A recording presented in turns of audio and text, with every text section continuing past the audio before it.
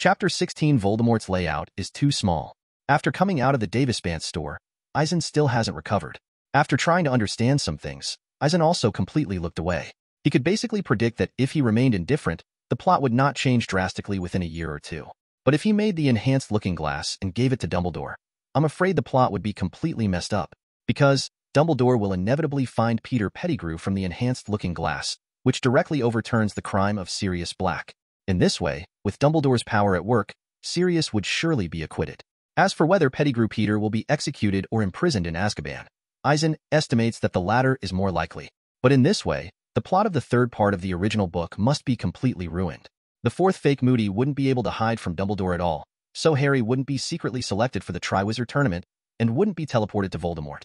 Obviously, the plot of the fourth part is also completely ruined.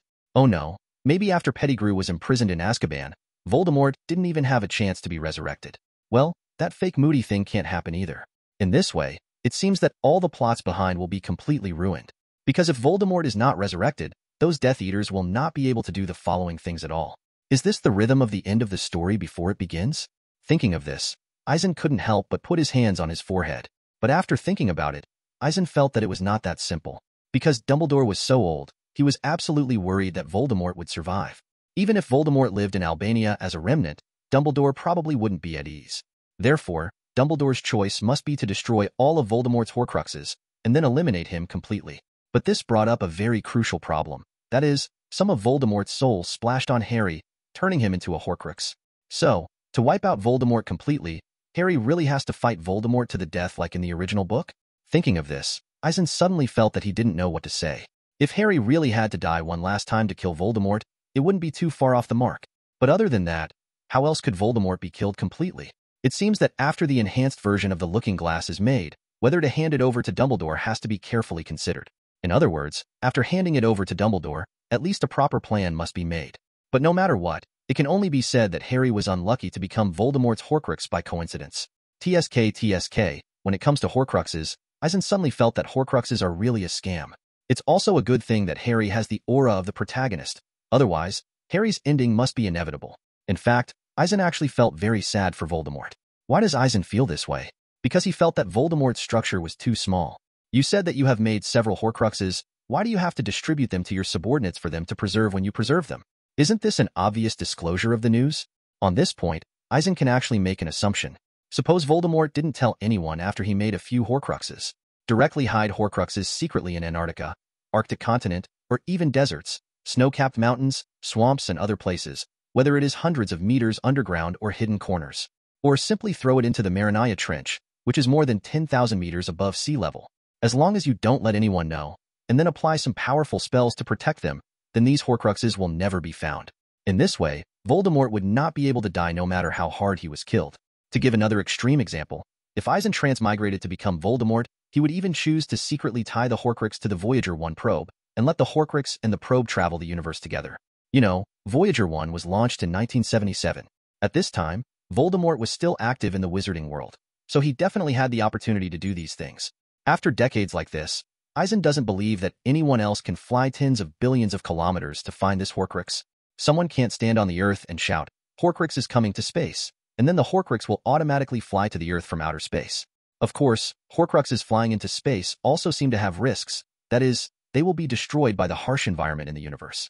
After all, the Horcrux can be destroyed by the fangs of Lihua and Basilisk, and it is difficult to guarantee that it will not be captured and destroyed by stars or black holes. However, compared with the advantages brought by this method, this risk is obviously within the tolerable range. Therefore, Eisen felt that Voldemort's layout was too small. After creating the Horcrux, it was really unwise to either secretly hand it over to his subordinates for safekeeping, or secretly hide it in the Room of Requirement. In fact, Eisen knew that Voldemort wasn't really to blame, just because he became arrogant after knowing that he was a descendant of Salazar Slytherin. This is especially true after splitting the soul. He not only crazily respects the theory of pure blood, but also disdains Muggles. Therefore, Voldemort probably didn't think about anything from a Muggle point of view at all. His arrogance is such that he will not hide his Horcruxes through Muggle means at all. Of course, for Eisen, it was also fortunate that Voldemort wasn't that perverted. Otherwise, he might just run away. After restraining his divergent thoughts a little, Eisen shook his head quite speechlessly. I kept muttering in my heart, as a passerby professor, Why do I always start thinking about the savior without knowing it? It's a failure. It's a failure. Coming to the corner of Hogsmeade Village Main Street, the Pig's Head pub has already caught Eisen's sight. As soon as the god's perspective was opened, Eisen found that there was no one else in the bar except an old man. If you don't look closely, you can see that he looks a lot like Dumbledore just from his gray hair and white beard that hangs down to his chest. If Eisen was not mistaken, he was Aberforth Dumbledore, the proprietor of the Hog's Head. He is the younger brother of Professor Dumbledore, but because of the death of his sister Ariana, he has always had a grudge against Big Brother Albus. Thinking of this, Eisen couldn't help sighing. In this world of wizards, everyone has their own story. In the story, everyone has happy things. But there are also sad and painful experiences hidden. After entering the Pig's Head bar, Eisen found that the bar's environment was really not that good. Not only the thick dirt accumulated on the windows, but also the floor to the roof, and even the butter beer bottles were stained with thick dust. However, what is surprising is that the air in the bar is filled with the smell of mutton, which seems to arouse people's appetite. Guest, do you need anything? The old man came to Eisen, looked at Eisen carefully, as if to identify his identity, and asked at the same time. Yes, bring me a beer. I want to wait for someone here. Seeing this, Eisen didn't say anything, but simply mentioned his purpose. The old man nodded without saying anything, turned and left, and served Eisen a glass of beer after a while. In other words, currently the best app for reading and listening to books, Yegwa Reading, Yegwa install the latest version. Time passed bit by bit. Eisen sat on the chair without speaking, just waiting quietly. When it was almost 3 o'clock in the afternoon, a smile appeared on his face, because he had already observed Arthur's figure in advance. At 3 o'clock, Arthur entered the Hog's Head on time and appeared in front of Eisen. Chapter 17 Plan. Eisen, I'm sorry for keeping you waiting. Arthur looked a little embarrassed when he saw Eisen sitting in the corner. Oh, it's nothing. I just came here after visiting other places in Hogsmeade Village, and I didn't wait long.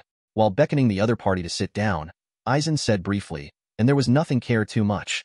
By the way, you said on the envelope that there are equipment problems to be solved. What's the situation? Immediately afterwards, Eisen asked the question directly without Hanhu's procrastination. Okay. Eisen's blunt attitude obviously took Arthur by surprise, but then he nodded with a smile and started talking about the problem he was having. After some conversation, Eisen understood what Arthur's problem was. In other words, this is actually what Eisen didn't explain clearly. After doing some research in his spare time, Arthur found that movie theaters in the Muggle world needed film projectors and tapes to play movies, but these things could only be purchased in the Muggle world. And because he used magic to transform Muggle cars, he was warned by the Ministry of Magic and was stared at by many people. So he couldn't get the projection equipment for the time being, and he couldn't do research. So here's where things get stuck. After understanding the cause and effect of the matter, Eisen suddenly felt a toothache.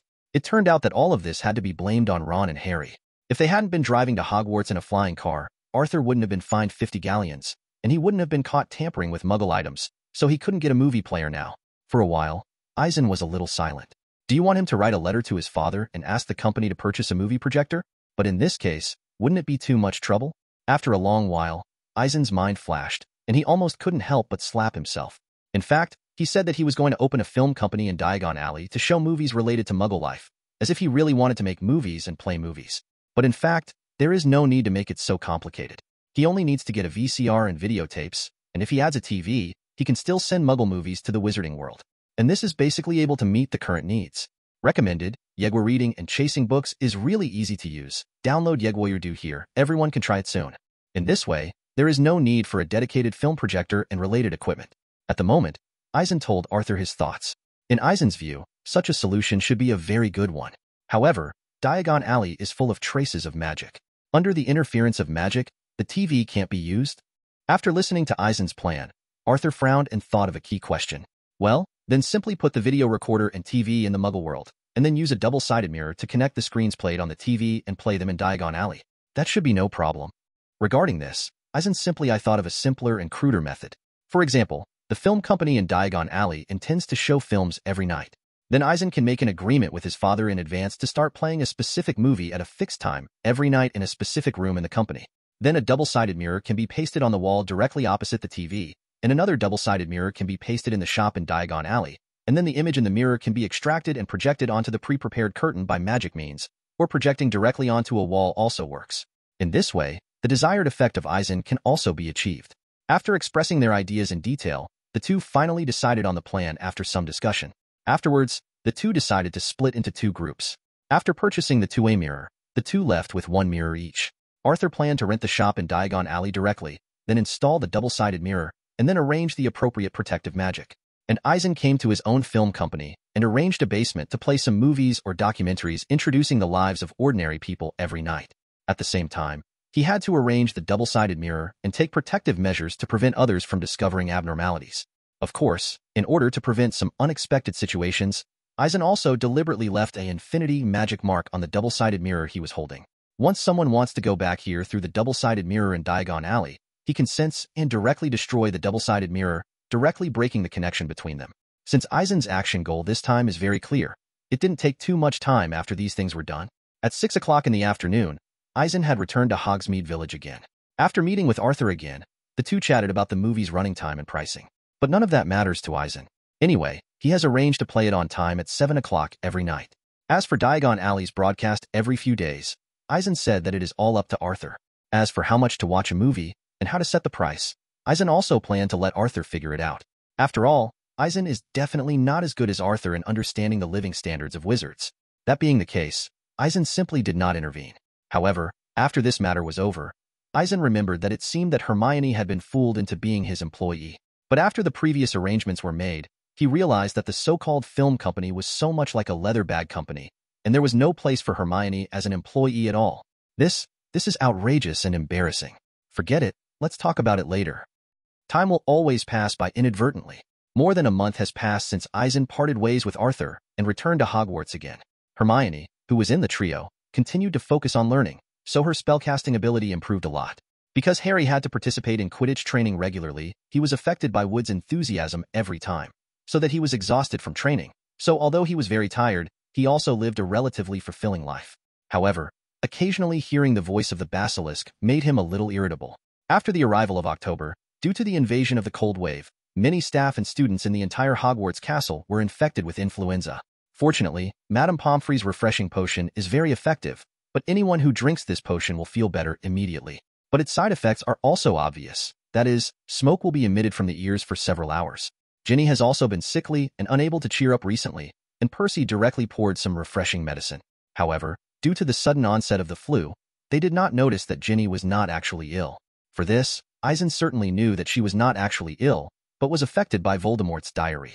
But right now Eisen doesn't have much energy to focus on other things, because he has a more mature idea of enhanced apparition after gaining a deeper understanding of human body deformation. For this reason, he deliberately reduced the time for in-depth study of alchemy knowledge in this short period of time. Finally, on the eve of Halloween, Eisen, with the help of Dumbledore and Professor McGonagall and Professor Flitwick, cleared all obstacles to creating an enhanced version of apparition. That night, after the students had already had dinner and returned to their lounges, Eisen couldn't wait to come to the charms classroom. When Eisen came here, Dumbledore and others were already waiting for him. Apparently, while an enhanced version of the apparition spell had been created, it had to be watched, as with apparition, in order to try it. Otherwise, if something goes wrong, it would be too bad. Chapter 18. Phantom Invisibility. Professor Eisen, are you ready?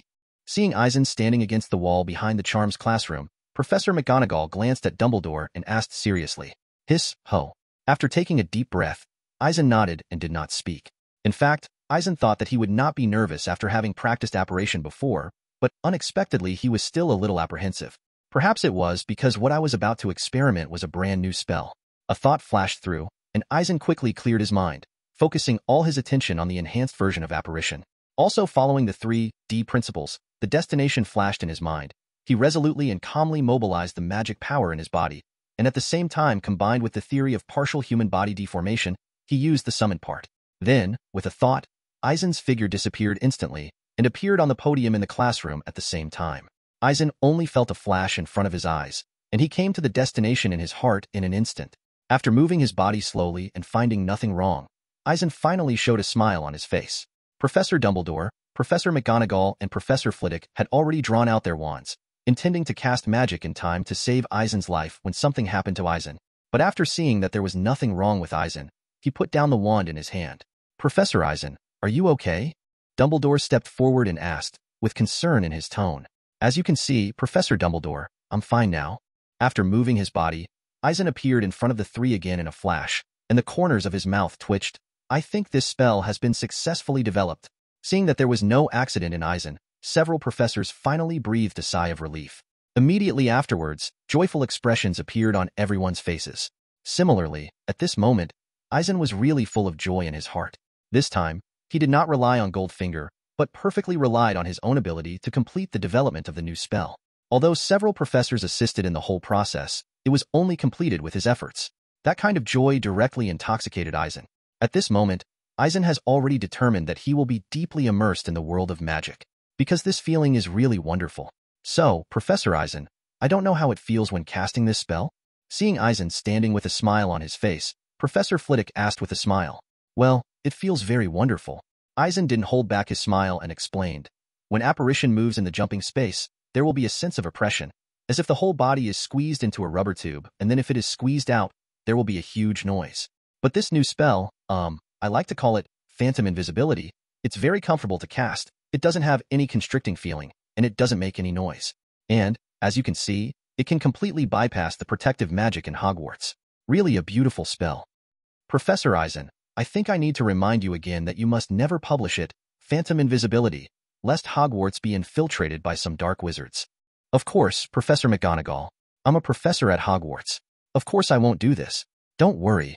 Looking at Professor McGonagall's serious look, Eisen expressed his understanding. At the moment, he emphasized his attitude again. Okay, now that Professor Eisen has successfully cast the phantom invisibility, then my old bones must be able to rest for a while. Dumbledore said with a smile and nodded. Professors, aren't you going to control the phantom invisible? Eisen asked suddenly when he saw that they were about to leave. That's right, during this period of time, they have been discussing and researching together, and they have already made the research of phantom intangible very clear. Now that Eisen can be displayed, the professors have to master it no matter what. However, after Eisen finished speaking, he was stunned by the scene in front of him. I saw that Professor Dumbledore smiled and winked at Eisen, showing a mischievous gesture, and then disappeared from his eyes in an instant. Immediately afterwards, with Eisen's demented expression, Professor McGonagall and Professor Flitwick disappeared in front of him. F***K. A group of insidious old foxes have already mastered the invisible phantom. After a long time, Eisen came back to his senses and realized that they had actually mastered this new spell. After curling his lips, Eisen didn't take it seriously either. Eisen thought that his strength was not bad, but it was obvious that they had more experience on the road of magic. Now I can move freely and instantly in the whole world. I am so happy. Thinking like this, Eisen disappeared in a flash in the charms classroom, and when he reappeared, he had already arrived at his dormitory. After returning to the dormitory, Eisen began to sort out his strength. First of all, the strength displayed on the Goldfinger character panel. Character: Eisen Turner. Extraordinary talent. Magic. Activated. Magic value: 8,500. Add 10 points of magic every day. Extraordinary characteristics: excellent level spellcasting characteristics, fit degree 115. Already fused. Legendary level immortality characteristics, already fused. Perfect level observation characteristics, already fused. Miracle feature: 0 copies. 1 copy is automatically obtained every year. The extraordinary characteristics are still the same as those before, but the magic power is still increasing every day, making his strength unknowingly increasing. Of course, the successful development of Phantom Invisible allows him to wander around the world at will. Moreover, since the Phantom Formless does not have the space squeeze when teleporting, it is natural to cast the Phantom Body Curse on yourself in advance, and then cast the Phantom Formlessness. In this way, when jumping across the world, it will be more concealed, and naturally there is no need to worry about being discovered by others. Moreover, with the Phantom Invisible, Eisen doesn't need to worry about magic items like the port key anymore. Port keys are props that can only jump in fixed point spaces, but in Eisen's view, this kind of magic props should have the characteristic of being able to travel through space. But now, since Eisen has mastered the Phantom Invisibility, there's no need for the port key idea when the miracle trait is severely lacking. As for the flight characteristics, Eisen originally planned to give up. After all, before there is no Phantom, if you can fly in Hogwarts School, it will be very good, and you can increase the speed by a lot. But since there is Phantom Invisibility, the flight characteristics are naturally useless. However, Eisen suddenly thought that although muggles and wizards can fly with the help of tools, if they can fly themselves, whether it is flying in the sky or flying directly into space, it is always a different feeling up. The feeling of wanton travel and the process must be beyond the reach of teleportation. Therefore, Eisen feels that the flight feature cannot be given up directly, and this option needs to be retained. But no matter what, after mastering the invisible phantom, Eisen's strength changed a lot. The book chasing app recommended to me by an old book friend who has known me for 10 years, Yegwa Reading. It's really easy to use. I rely on reading and listening to books to pass the time while driving and before going to bed. You can download Yegwa Yudu here. Of course, even if Eisen feels that his strength has changed again and his fighting style is more flexible, he will never become arrogant, let alone underestimate any enemy. Therefore, if it is possible to avoid confrontation with Voldemort head-on, Eisen should do his best to avoid it. Anyway, Dumbledore and the others have already mastered the invisible phantom. In the future, Eisen may have other ideas to increase their strength. That way, there's no need to worry about Voldemort making trouble. Big deal, as Eisen had thought before, make the enhanced looking glass and throw it to Dumbledore. Anyway, Eisen felt that he was just secretly increasing the strength of friendly units, and it was no big deal. Therefore, he can still be a passerby professor with no, zhuang, guan, zua, tight, may, want, sure. Chapter 19a Different Experience. Subscribe. Early the next morning, it was only 6 o'clock when Eisen woke up. Since he has completely mastered the invisible phantom, Eisen then began to concentrate on practicing. In the dormitory and in the office, Eisen's figure kept flashing between the two places, as if teleporting without the slightest delay. Moreover, since Eisen's comprehensive physical fitness will slowly increase with the increase of magic power, his comprehensive physical fitness is now more than 4 times that of ordinary people, and his reaction ability has reached an astonishing level.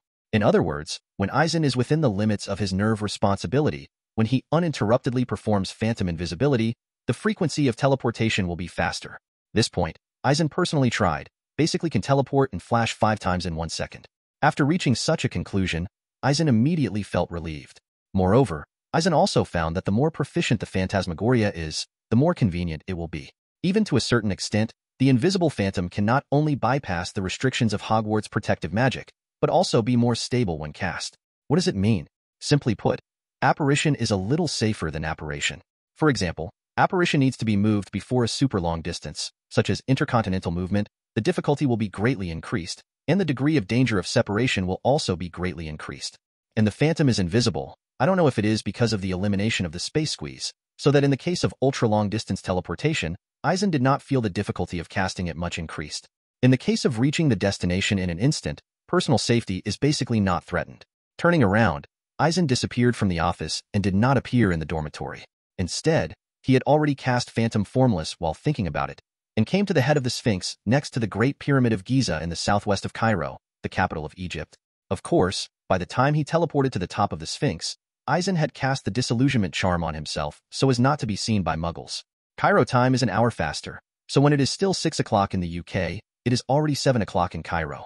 Sitting facing the east, looking at the rising sun in the distance, and looking at the surrounding empty scenery, Eisen felt an indescribable feeling in his heart.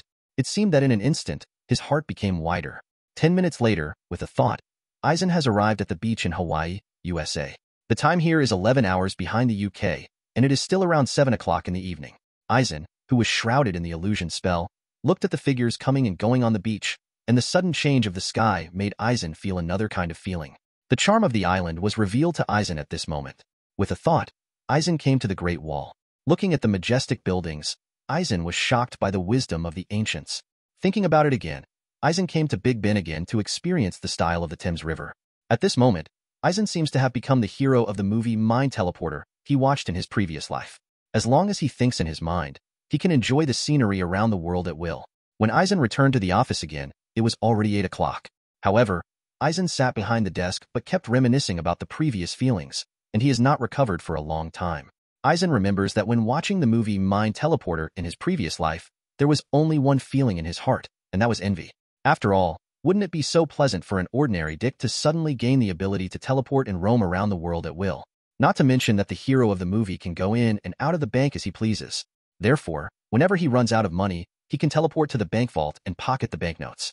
After Eisen saw this kind of extremely extravagant rice bug life for the first time in his previous life, he instantly had the feeling of, damn it, I want this too. It can be seen how desirable the life depicted in this movie is. Previously, after Eisen perfectly mastered the invisibility of the Phantom, he learned from the hero of the Mind Teleporter movie and tried the feeling of casual surfing around the world. To be honest, this feeling is really intoxicating.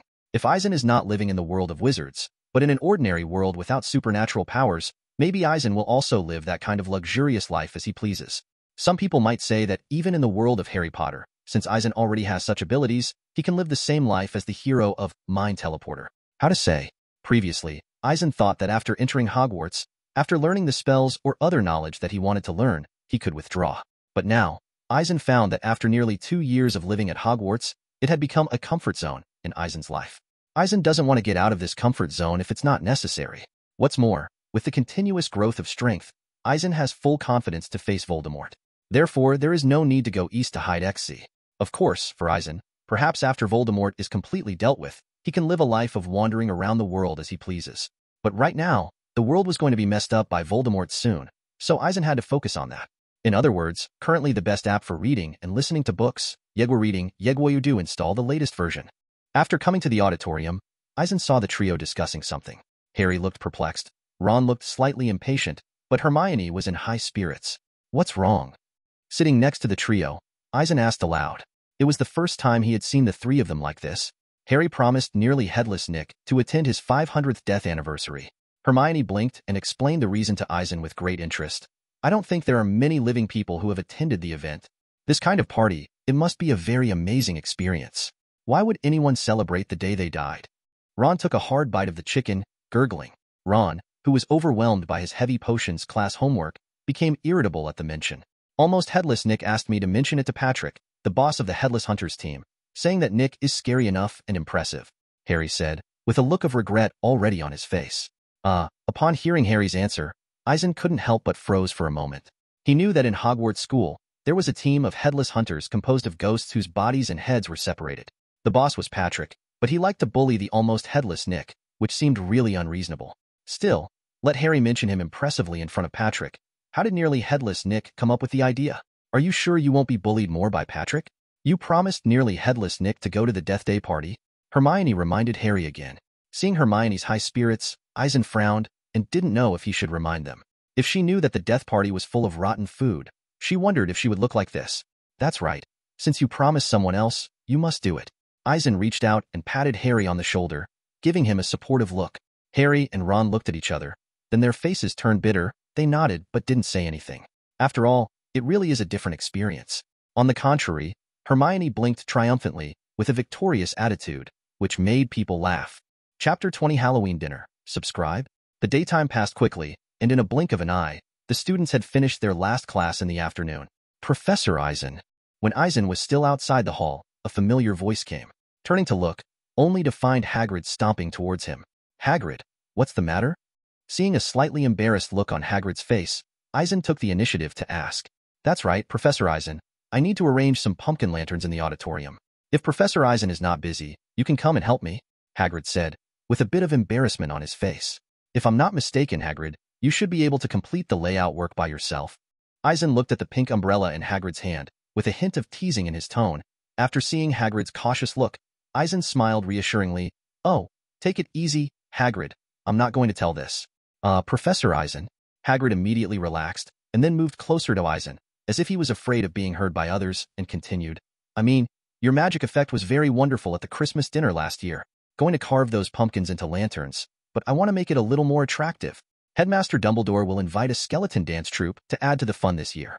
I think maybe a little change can be made here. What do you think, Professor Eisen? I think I understand what you mean. Let's go. Let's go and see those pumpkins you planted.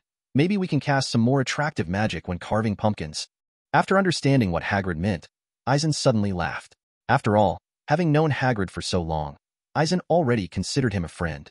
Therefore, Hagrid's little help, of course he will not help. Coming to the vegetable field behind Hagrid's hut, Eisen saw the pumpkin enchanted by Hagrid, and its size grew a lot. At first glance, if a pumpkin is carved into a lantern, 3 people can even sit inside. Eisen had to say to himself, it's so terrifying. Next to it, Hagrid has already picked 2 huge pumpkins and hollowed out the interior. It seems that he is planning to carve them into lanterns. How to say? Eisen felt that Hagrid had lived in Hogwarts for decades after all, and he didn't know how many Halloween sessions he had attended. So in the style of carving pumpkins into Halloween jack-o'-lanterns, it was a lot more fun than Eisen thought. Hagrid, I think your carved jack-o'-lantern is very interesting, and it will definitely attract everyone's attention, but how do you want to change it? Eisen reached out and touched the pumpkin, then turned to look at Hagrid. Add something suitable for Halloween.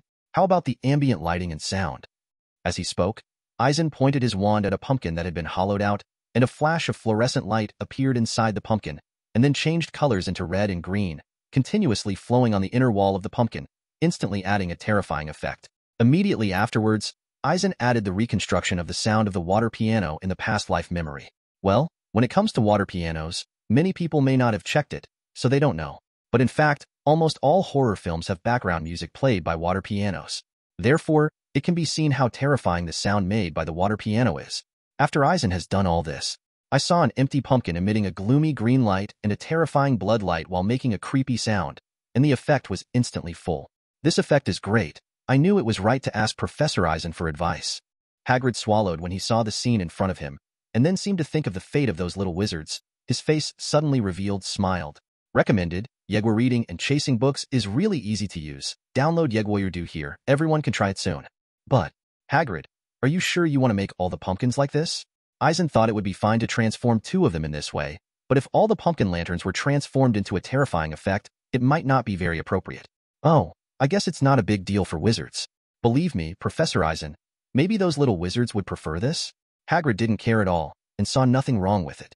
Now that Hagrid said it's all right, it's hard for Eisen to say anything. For the next half hour, Hagrid carved some pumpkins into jack-o'-lanterns, and then had Eisen apply the magic. However, since these pumpkin lanterns have not been decorated in the auditorium right now, there is no need to worry about applying magic effects directly. Therefore, after contemplating for a while, Eisen specially made a controller to control the opening and closing of eerie light effects and scary sounds. To put it simply, it is to make a remote control. In the closed state, these jack-o'-lanterns carved by Hagrid are still normal. But if you turn it on, the magic that is applied to these jack-o'-lanterns will work, and they will directly become scary pumpkins. Unexpectedly, after Eisen made these changes, Hagrid was even more satisfied. Since Hagrid can cast spells with his own pink umbrella, he can easily move all these superstar pumpkins into the Great Hall with a single levitation spell. By the time the students all came to the Halloween dinner, the auditorium was already decorated as usual. However, one thing that Eisen couldn't help complaining about was that there were not only Hagrid's pumpkin lanterns in the auditorium, but also live bats that were used as decorations. Eisen felt that this was indeed a bit outrageous, but it had to be said that the minds of wizards were indeed different from muggles.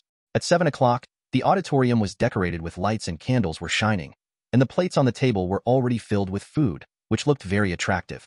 The moment Headmaster Dumbledore announced the start of the Halloween dinner, the entire auditorium erupted. Unlike the lively atmosphere here, the trio had a bitter face and walked towards the basement where nearly headless Nick held the party. Contrary to the lively and festive atmosphere in the auditorium, the trio could see small black candles on both sides of the corridor, and the flickering blue light all gave people a gloomy feeling. It wasn't until they walked through this icy corridor and came to a corner that the trio came across Nick, who was almost headless. Dressed in a black velvet drapery and a hat with feathers, he looked extra excited to see the trio arrive. "My dear friend," nearly headless Nick took off his hat and bowed to invite the 3 of them in. "Welcome. I'm really glad you can come." Looking at the door that looked like a black hole, the 3 of them looked at each other and wanted to turn around and leave. But since I agreed to others, I can't escape temporarily. Afterwards, the 3 of them entered the dinner party room hosted by nearly headless Nick with expressions of looking at death at home. In the auditorium on the other side, the atmosphere was very lively. Dumbledore did, as Hagrid said, invite a skeleton dance troupe to entertain.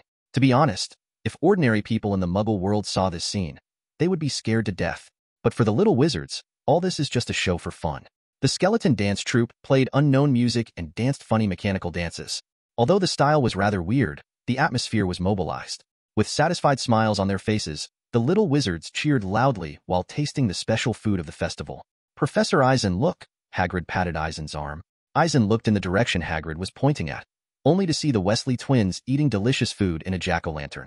But after seeing Hagrid take out the remote control and show a smirk, Eisen couldn't help but shudder in his heart. This is too crazy. Sure enough, Hagrid flipped the switch on the remote. Hum! A strange, horrifying, and creepy sound instantly rang in the ears of Fred and George, and at the same time, gloomy green lights and scary bloodlights emerged from the inner wall of the pumpkin lantern into their eyes. In an instant, the 2 of them crawled out of the pumpkin lantern in a panic, as if they had been bitten by a 3-headed dog, knocked over quite a few holiday treats. The eerie sound and terrifying light effects instantly calmed down all the little wizards, but when they saw Fred and George in distress, they all laughed and cheered again.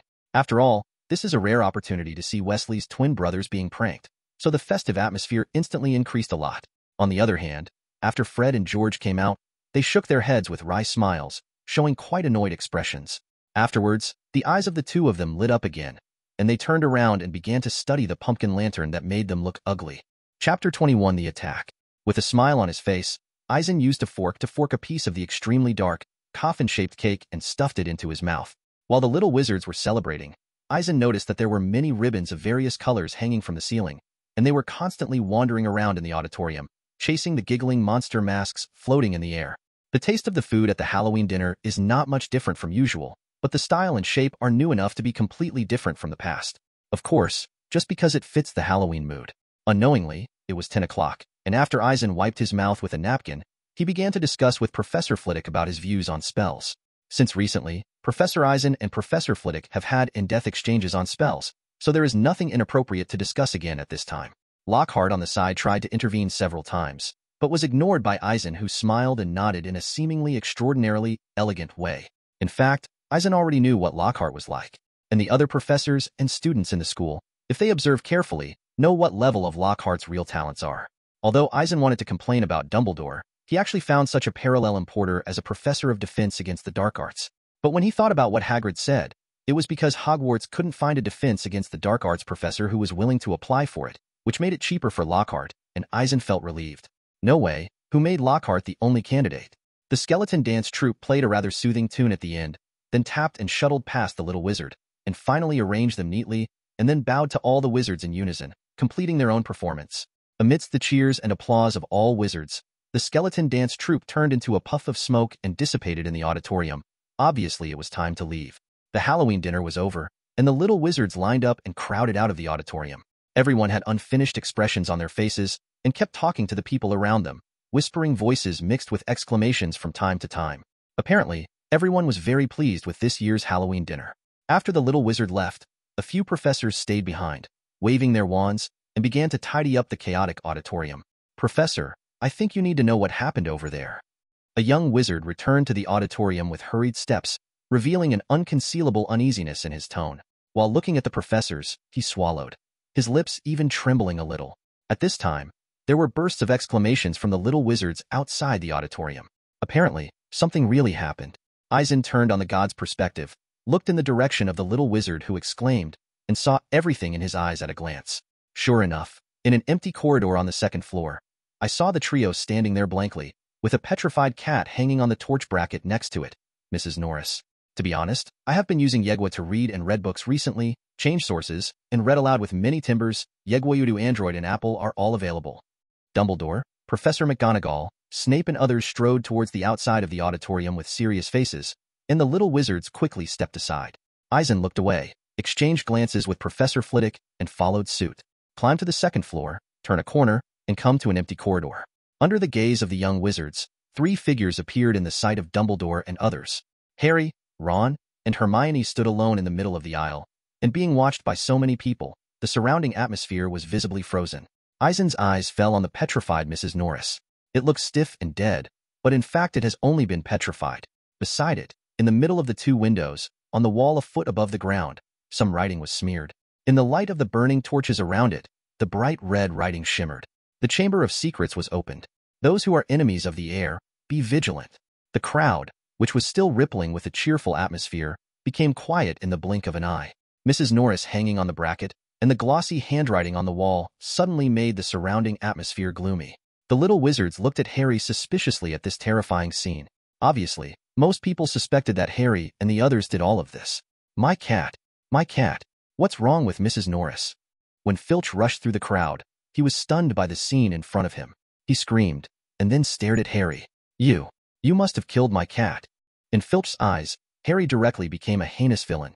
Harry waved his hand to deny it, but everyone looked at him suspiciously, making him almost out of breath. "Filch." Dumbledore reassured Filch momentarily, then quickly stepped forward, past Harry and Ron and Hermione, and unhooked Mrs. Norris from the brace. "I think, Filch and Mr. Potter, Mr. Weasley, and Miss Granger, you need to come with me." Dumbledore first looked at Mrs. Norris, who was untied, and then looked at Mrs. Threesome.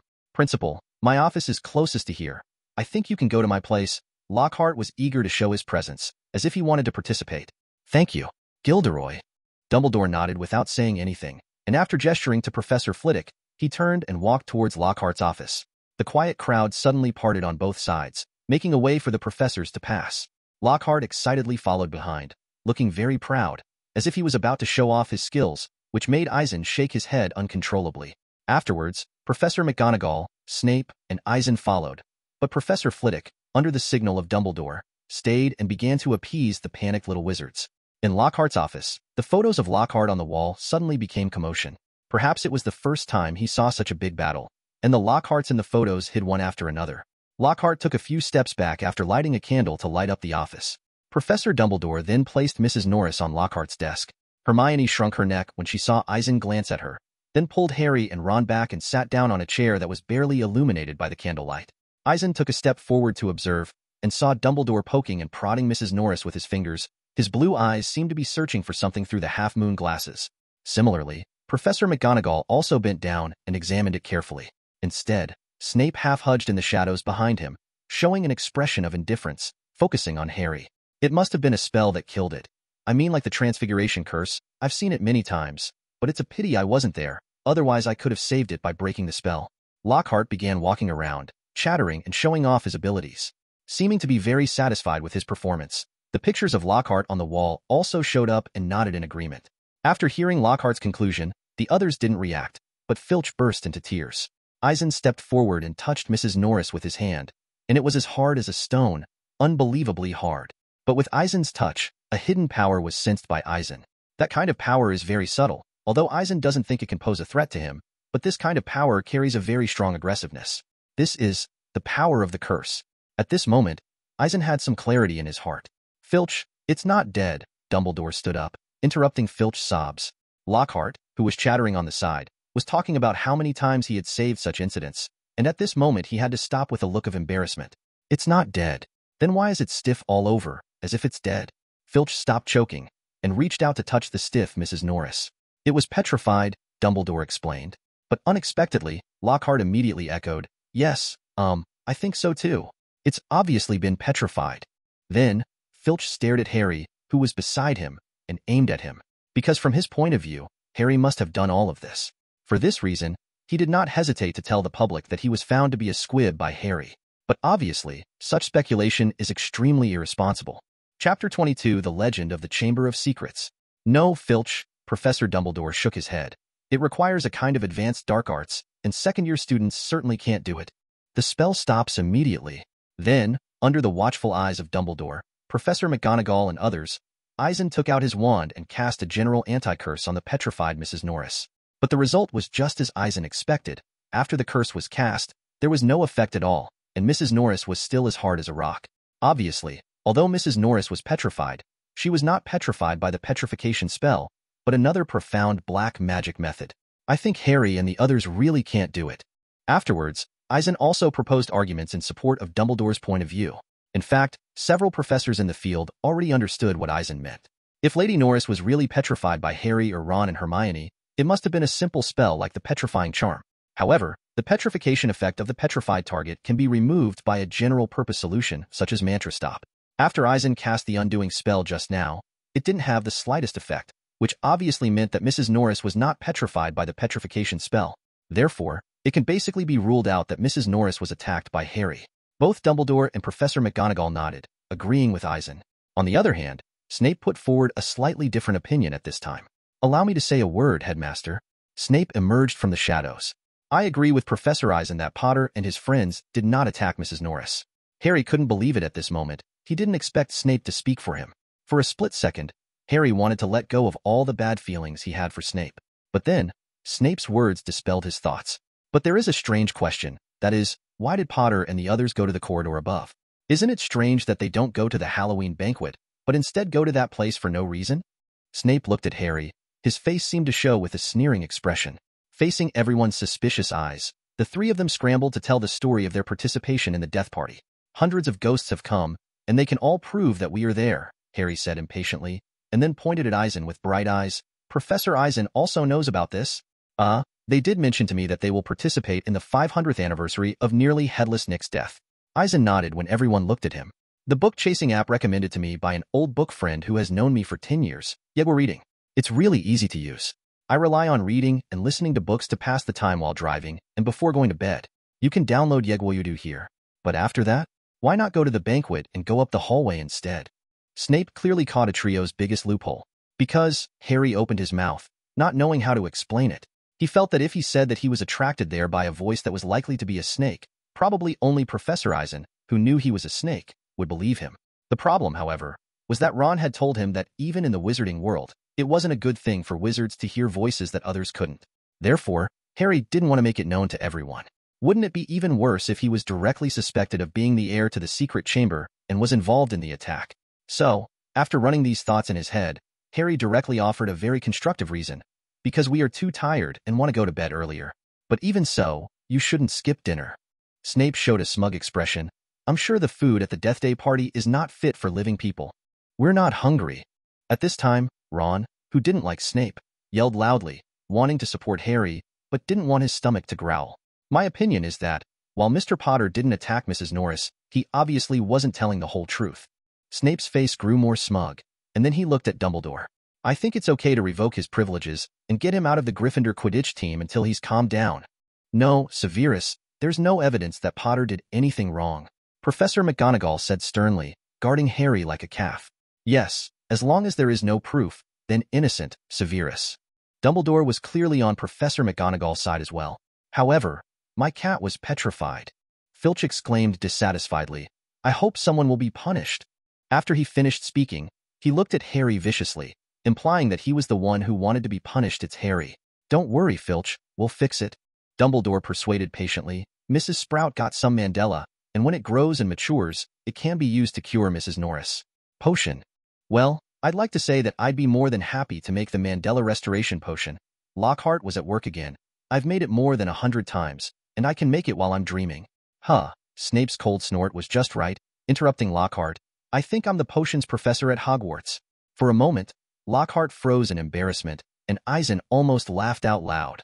You can go, Dumbledore said to the three of Harry, and the three of them left Lockhart's office quickly as if they were pardoned, and even ran for a while. Professor Eisen, what do you think of this? After the trio left, Dumbledore began to ask Eisen's opinion. I was wondering if the Chamber of Secrets was opened. Is the Chamber of Secrets that was opened the one left by Salazar Slytherin? Well, I've heard about this Hogwarts legend. Eisen nodded. Slowly he said his opinion slowly. Well, it is said that after the 4 founders of Hogwarts founded Hogwarts for a while, they had differences. Slytherin believes that the selection of students should be more selective, and only those students from pure wizarding families should be selected, and Muggle students should not be accepted. To this end, he had a violent quarrel with Gryffindor and left the school. It is said that before leaving Hogwarts, Slytherin built a Chamber of Secrets in the castle and sealed it so that no one could open it. Until his real heir appears, the secret room will be opened, and then the horrible things in the secret room will be released, and all those who are not worthy of learning magic will be eliminated. However, this is just a legend about the Chamber of Secrets, and there has never been any evidence to prove its existence. Professor McGonagall said with a dry tone, and looked at Dumbledore, as if asking for something. That's right, I think. You still need to distinguish what is reliable history and what is legend, Professor Eisen. Snape said strangely. Obviously, he didn't like Eisen too much. Okay, I think we'll search the entire castle next to see if there are any clues. Dumbledore shook his head slightly, and did not express his opinion on the legend of the Chamber of Secrets. Wow, are you going to explore the secrets of Hogwarts Castle again? Lockhart's face was shining brightly. Believe me, when I was studying in Ravenclaw, I explored many secret passages, and I will definitely find out from the Chamber of Secrets. As for Lockhart's inexplicable confidence, Eisen said he didn't want to comment further. Chapter 23: The Impact After the Attack. The next day, at Hogwarts, Eisen was able to notice that the students were talking about nothing else but the attack on Mrs. Norris all day long. Filch's performance at the time made it impossible for everyone to forget this incident. Not to mention, the legend of the Chamber of Secrets was also mentioned on the wall, making this matter even more mysterious. For the little wizards, the legend of the Chamber of Secrets made everyone excited, but the attack also made many people feel uneasy. Especially for little wizards of Muggle origin, this anxiety is a little bit stronger. Of course, the Slytherin students, especially Malfoy, were starting to get cocky around this time. It seems that the glory of Slytherin can be restored after the Chamber of Secrets is opened. Passing the corridor where yesterday's attack took place, Eisen saw Filch standing next to the writing on the wall, scrubbing the writing with Mrs. Skoll's all-purpose miracle stain remover laboriously. It can be seen that the area around the corridor has been cleaned by him, and the stagnant water on the ground has disappeared. But the writing on the wall seemed to be enchanted, making Filch's methods useless. Mr. Filch. Eisen paused. Professor Eisen. Filch turned around, muttering something with a livid face, his eyeballs bulging, and he told others clearly what is ferocious. However, after seeing Eisen, he greeted him a little more politely. Don't worry, Mr. Filch. Mrs. Norris will be cured by Madame Pomfrey. Seeing Filch's miserable appearance, Eisen first comforted him, and then continued, Let me see if there is any what clues are left behind. After hearing this, Filch was at a loss for what to do. Yesterday, in order to crucify Harry for attacking Mrs. Norris, he did not hesitate to expose the fact that he was a squib in the hall, so facing Eisen alone this time made him very uncomfortable. I still have something to do, Professor Eisen. I'm leaving first. Filch quickly turned and left with his scrubbing tools. After Filch left, Eisen turned his attention to the writing on the wall. Knowing how the original plot unfolded, Eisen knew very well that Ginny did all of this. Or it could be said that Voldemort's diary controlled Ginny's doing. However, when it came to Voldemort's diary, Eisen felt that there was one thing that puzzled him. That's how the soul fragments in the Horcruxes and Voldemort's soul wandering in Albania are divided into primary and secondary. Assuming that according to the original plot, Ginny's life was sucked dry by Tom Riddle and resurrected. So what would happen when he met Voldemort? You know, I should be absolutely exclusive, but two Voldemorts with completely different experiences, would they think the same? Could it be that Voldemort, who was resurrected from the diary, and Voldemort, who was wandering in Albania, would fight for dominance? With Voldemort's arrogance, it seems that another Voldemort would not be allowed to exist. TSK.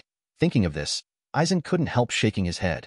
It can only be said that if we delve into many things in this world, we will inevitably touch some unexplainable loopholes. Turning his head to look at the girls' bathroom directly opposite, Eisen knew that the entrance to the secret room could be opened from there. However, he has no interest in acting on his own. In the next few days, Eisen searched the entire Hogwarts castle with several professors, but obviously, no useful clues were found. At noon that day, when Eisen was having lunch in the auditorium, when he heard the students around him talking about the Slytherin Chamber of Secrets, he suddenly thought of the basilisk left by Slytherin. Strangely, Eisen hadn't paid attention to why Slytherin left a basilisk before. To say that, as the rumors say, Slytherin left the basilisk in order to eliminate Muggle-born wizards from Hogwarts School, which is obviously unreasonable. In Eisen's view, even if Slytherin only recruited young wizards from wizarding families for the sake of philosophy, it would be impossible to kill Muggle-born wizards. Otherwise, why would Slytherin be one of the greatest wizards of the Middle Ages? Why would he be good friends with Gryffindor, Ravenclaw, and Hufflepuff? Perhaps, his character is not very good, but he is definitely a positive character.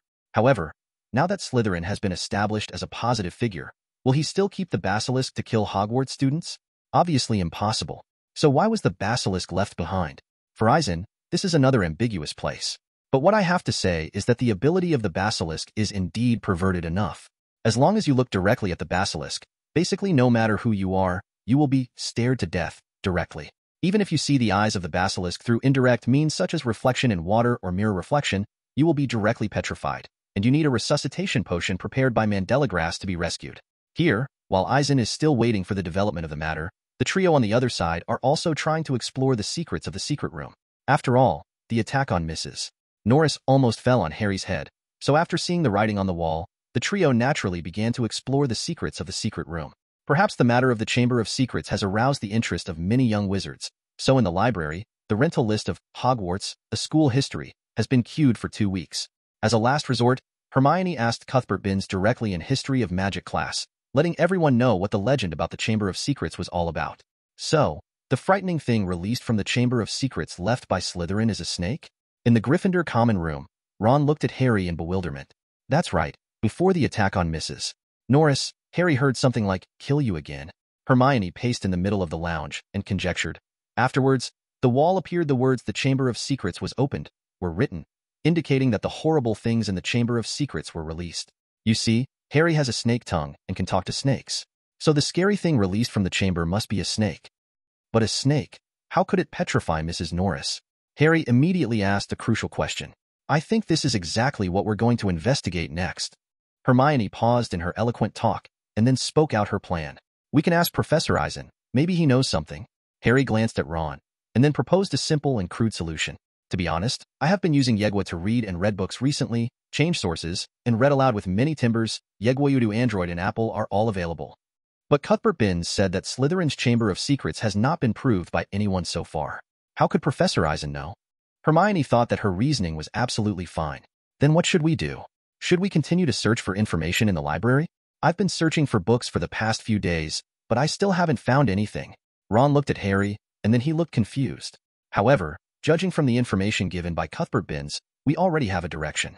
Believe me, we will find out the truth in less than a week, Hermione said confidently, with a gesture of scolding Feng Chio. By the way, I think we need to go to the scene of the attack and have a look, Maybe we can find some clues. Then, as if thinking of something, Hermione waved to Harry and Ron and quickly left the Gryffindor common room. Harry and Ron looked at each other, then shrugged and followed. Chapter 24: The Actions of the Trio. After getting out of the fat lady's portrait hole, the three of them soon came to the corridor where the attack took place. The scene of the original attack has changed. The accumulated water on the ground has been cleaned up, and the area around the corridor has been cleaned up. On the torch stand, the petrified Mrs. Norris is no longer there. But on the wall a foot above the ground, the writing on it is still so conspicuous. Be careful, see if Filch is hiding in the corner, Ron reminded in a low voice from behind, while turning his head to look behind him from time to time. To be honest, Ron's caution was not unreasonable. Filch was very sensitive these days because of Mrs. Norris' attack. At times, Filch would pace the scene of the attack, seemingly waiting for the attacker to reappear. Sometimes, they hide secretly in the corridor and immediately go up to the students and find an excuse to put them in confinement after discovering them. Don't worry about it. We're just checking to see if there are any clues, Hermione said, moving to the corner. What did you find? Harry squatted down, his glasses almost touching the ground. Only then did they realize that rows of spiders were quickly fleeing to the outside of the castle as if they were lining up. This is... Harry suddenly showed a surprised expression.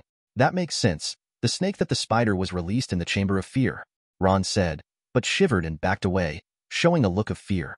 That's right. We're close to the truth.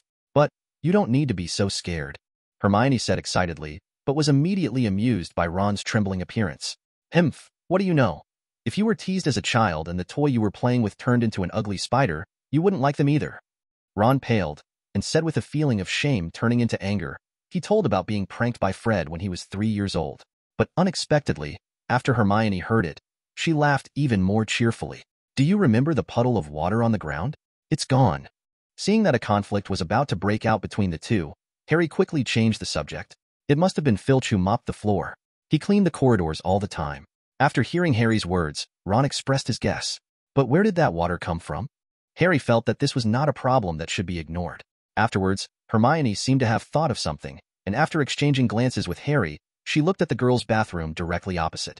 Ron stepped forward and grabbed the brass knob of the door, but pulled his hand back the next second.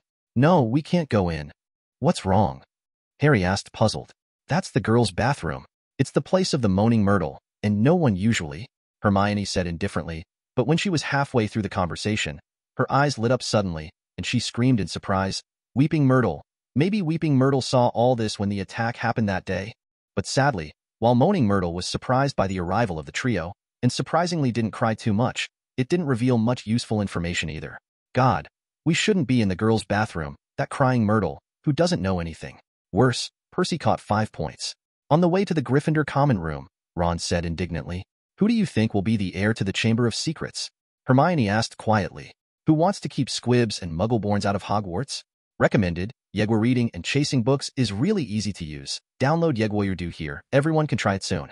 Slytherin's heir, of course, is also Slytherin. Ron spread his hands. Besides, who would think that muggles and muggleborn wizards are trash and idiots? If you're talking about Malfoy, Hermione had a skeptical look on her face. Of course it's him. Ron put the pot on Malfoy unceremoniously. Don't forget how he scolded you on the Quidditch pitch. Malfoy will be Slytherin's heir? Harry was equally skeptical. However, when he thought that Malfoy's whole family was Slytherin, and the other party often showed it off, Harry felt that the possibility was very high. But isn't the hallmark of a Slytherin heir to be cliché? Said Ron, casting a suspicious look on Harry. What were you thinking? Harry was with us at nearly Headless Nick's Death Day party when Mrs. Norris was attacked. Seeing Ron like this, Hermione couldn't help but roll her eyes. Oh, yes then, that must be Malfoy. Ron froze for a moment and said with a little embarrassment. His father is evil enough. Maybe they held the key to the Chamber of Secrets and passed it down from generation to generation, for many generations. Harry thought of what he had experienced when he accidentally entered Nocturne Alley and met Malfoy and his son. Can't help but nodded. It's indeed possible. Hermione had a look of approval on her face. But we can't prove this guess. Harry had a pessimistic look on his face. After returning to the Gryffindor common room, the trio sat together to continue discussing the topic just now. I think we can find a way to prove that the heir of Slytherin is not Malfoy, Hermione said in a low voice to Harry and Ron. What way? Harry suddenly perked up. But this method is not easy to do, and it's very dangerous. I'm afraid it will violate 50 school rules. Hermione's face was a little hesitant. There is no way, for a top student who used to stick to the school rules as the bottom line, It is really embarrassing for her to say a way to violate the 50 school rules. Then tell us if you're willing to wait a month later. Ron looked impatient. Well, it's okay if I tell you. Hermione's eyes sparkled. We can go to the Slytherin common room and ask Malfoy a few questions without him recognizing us. But it's impossible. Harry was immediately discouraged, and Ron on the side seemed to be laughed out of anger. Of course it's possible. We just need some polyjuice potion. Hermione revealed the mystery. Polyjuice potion? What's that? Is it useful? Harry and Ron looked at Hermione blankly, not understanding how she knew such strange things. Come on, aren't you going to listen? Hermione looked surprised, then continued. Snape said in potions that polyjuice potion can turn one person into another. Immediately afterwards, Hermione explained the function of the compound soup to the two, dispelling their concerns. However, there is a problem in front of the three of them. That is, the formula of the compound decoction is in a book, Power Potion. This book is placed in the restricted area of the library. Without the approval of the professor, there is no way to borrow it of. I think we can ask Professor Eisen for a signed approval slip. Harry put forward his opinion. I don't think it's a problem. Don't forget, Professor Eisen took the adventure with us last year. He will definitely agree. Ron whispered the reason after seeing no one around. Of course I know it's okay to go to Professor Eisen. Hermione showed a little helplessness. But Professor Eisen is a professor of astronomy, and he signed us to go to the restricted area to find a book about potions? Is this appropriate? Harry and Ron looked at each other for a moment, not knowing what to say. That's right, in theory, as long as a professor gives a signed approval slip, students can go to the restricted area to borrow books, which does not violate the school's regulations. But in fact, it's uncertain whether Madame Pants can pass Hermione. After all, getting a signature from an astronomy professor seemed a bit strange no matter how you looked at it. Chapter 25. Black Lake. The three of them discussed until late at night, and finally fell asleep. Early the next morning, the trio went to find Professor Eisen after eating. But unfortunately, no one was seen by the three of them, either in the faculty dormitory or in Eisen's office. After the last class of the afternoon, the trio went to Hagrid's cabin together. After Harry stepped forward and knocked on Hagrid's door, the three of them were invited in by the enthusiastic Hagrid. Hey, Hagrid, your house has changed a lot. As soon as he entered Hagrid's hut, Ron looked around the hut in surprise. Indeed, Hagrid's hut seemed to have been sorted out. Although it still looked a little messy, it seemed to be a lot cleaner overall. Moreover, a plush blanket was spread on the dark floor, and there were tufts of unicorn hair on it. I don't know what the situation was. Oh, you said this. Hagrid put a pot of pumpkin juice and a few cups on the table, and explained casually, Professor Eisen commissioned me to help him collect it. It's not a complicated thing, is it? Professor Eisen? Harry's eyes lit up, and he quickly took up the topic. That's right, last time Professor Eisen helped me with the pumpkins I planted. It worked well for the Halloween banquet. He wanted to collect some unicorn hair for research, so he found me, Hagrid said, revealing a little bit of pride. That's right, for Eisen. When researching and making alchemy props, he found that the hair of magical animals would be a good raw material. As it happens, Hagrid spends his days dealing with all kinds of magical animals, so Eisen entrusts Hagrid to help him collect some unicorn hair. So, Hagrid, do you know where Professor Eisen is? Seeing that Hagrid brought up Professor Eisen on his own initiative, Hermione exchanged a glance with her little friend and brought it up. Isn't he in the office? Hagrid gave a surprised look. No, we went to the staff room in the office to look for him, but we couldn't find him. Ron replied after gulping pumpkin juice from a glass and belching. By the way, do you have anything to do with Professor Eisen? Hagrid seemed to have thought of something, and suddenly looked at the three of them suspiciously. Harry was taken aback for a moment, and after exchanging glances with Ron and Hermione, he told about Mrs. Norris being attacked on Halloween and the Chamber of Secrets being opened. But the three of them didn't notice that Hagrid's face turned pale with Harry's words. The Chamber of Secrets? The air? Hagrid rolled his eyes, wondering how to end the subject. Yes, we found some clues. Listen, there are no secret rooms, and there are no monsters. You can't know about these, it's too dangerous. Just as Harry was talking, he was considering whether to tell Hagrid that he was a snake-mouth. Unexpectedly, Hagrid directly interrupted him excitedly. It was an accident. No one would have expected such a thing to happen.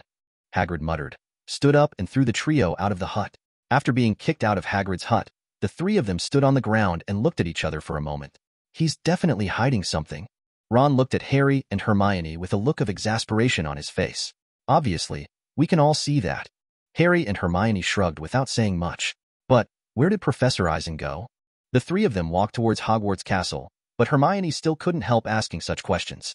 I don't know. Maybe there is something to be busy with. Harry shook his head, speculating like this. Before the three of them entered the foyer, two figures came from a distance.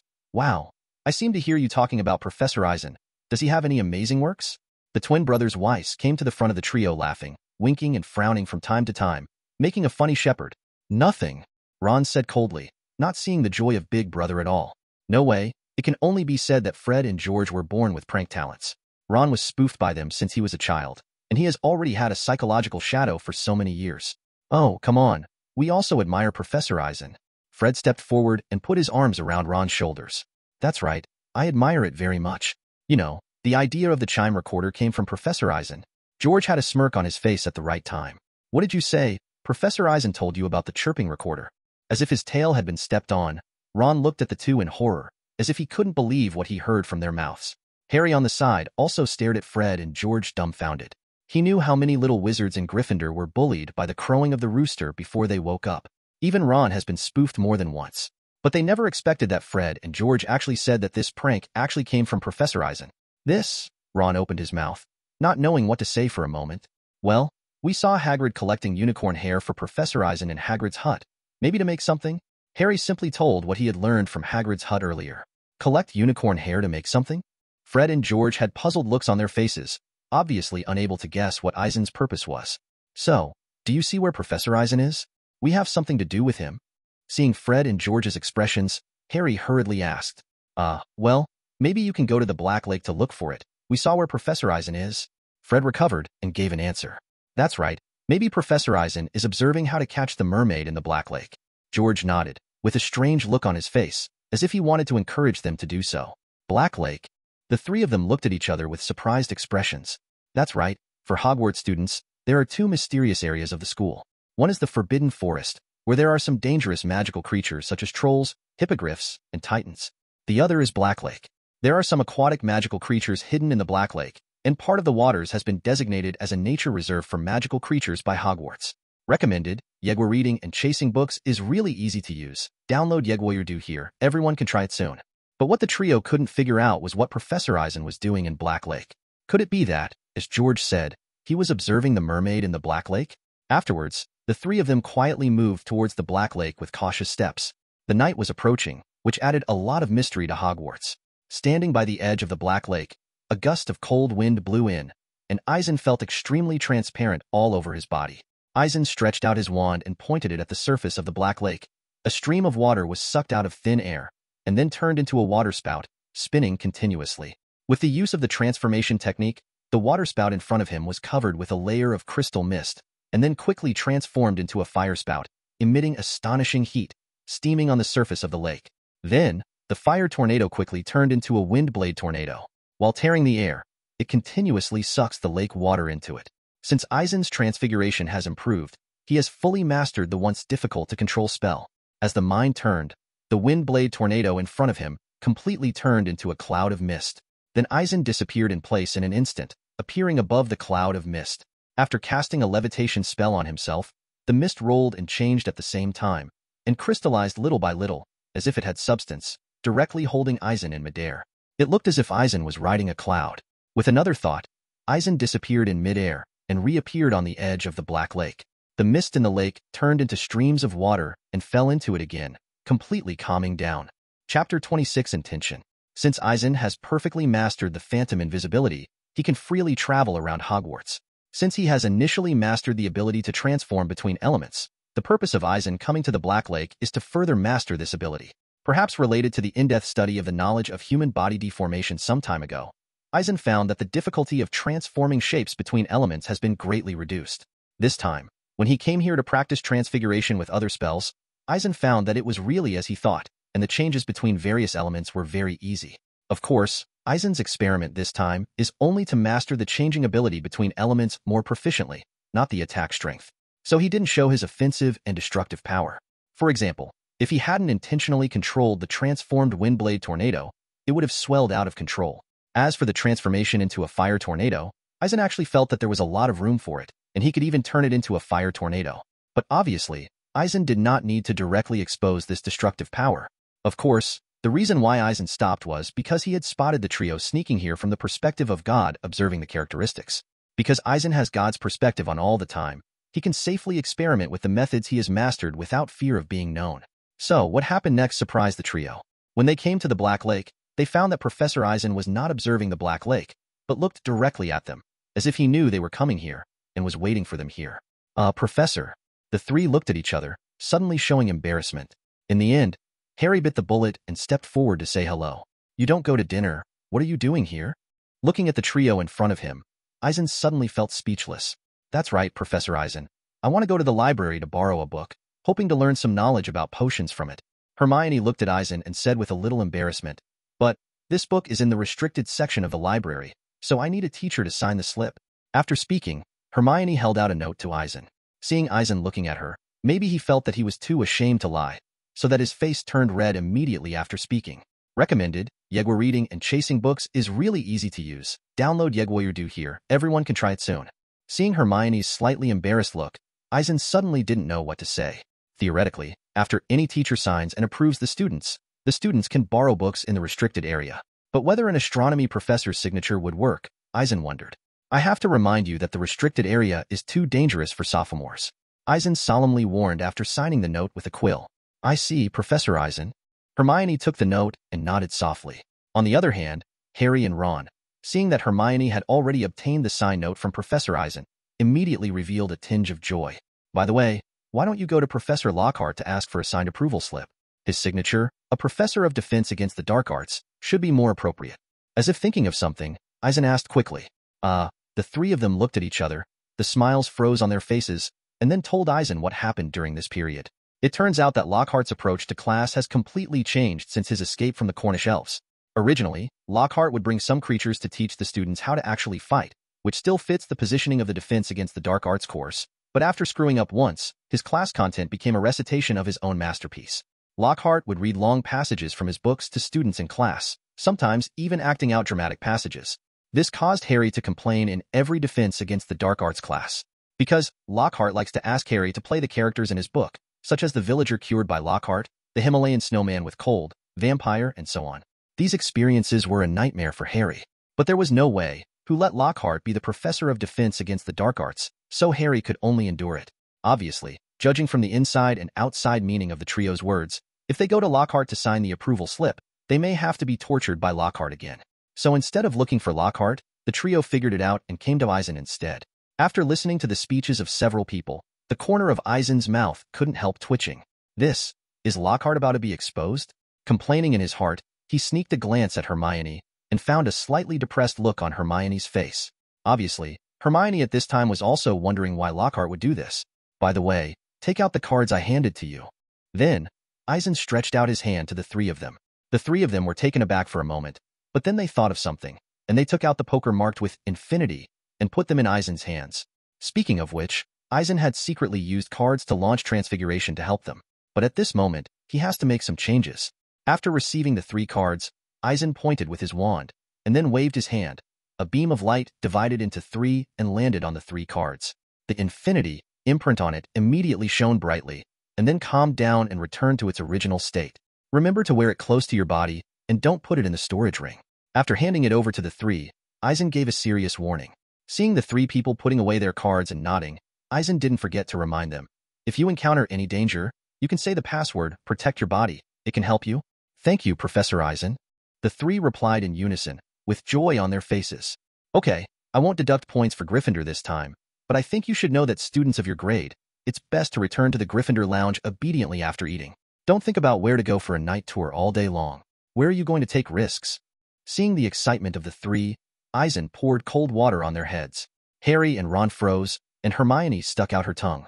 Afterwards, the trio walked in the direction of Hogwarts Castle in a gray manner. After Halloween, as the new season of Quidditch matches was about to start, Harry had to devote part of his energy to Quidditch training while studying. But due to the tight schedule, Harry had already compressed the time of Quidditch training a lot. This maid would blame Harry a lot. On Friday morning, before the other students woke up, Hermione came to the library with Eisen's sign note. The library was eerily quiet and dreary. Mrs. Pants, the librarian, is unusually sensitive when dealing with students. Strong potion? After snatching the note from Hermione, Mrs. Pants muttered and looked at her suspiciously. Hermione almost couldn't breathe under the pressure of being watched. But as soon as she thought that it was Professor Eisen who personally signed and approved the note, Hermione suppressed the discomfort and looked over at Mrs. Pants's eyes. After examining it, Mrs. Pants did not find it to be a forgery. Then, she walked between the bookshelves, and after entering the restricted section, She returned to Hermione within a few minutes. Mrs. Pants didn't say anything and handed Hermione a heavy, moldy book. It seems that the astronomy professor's signature is also very useful.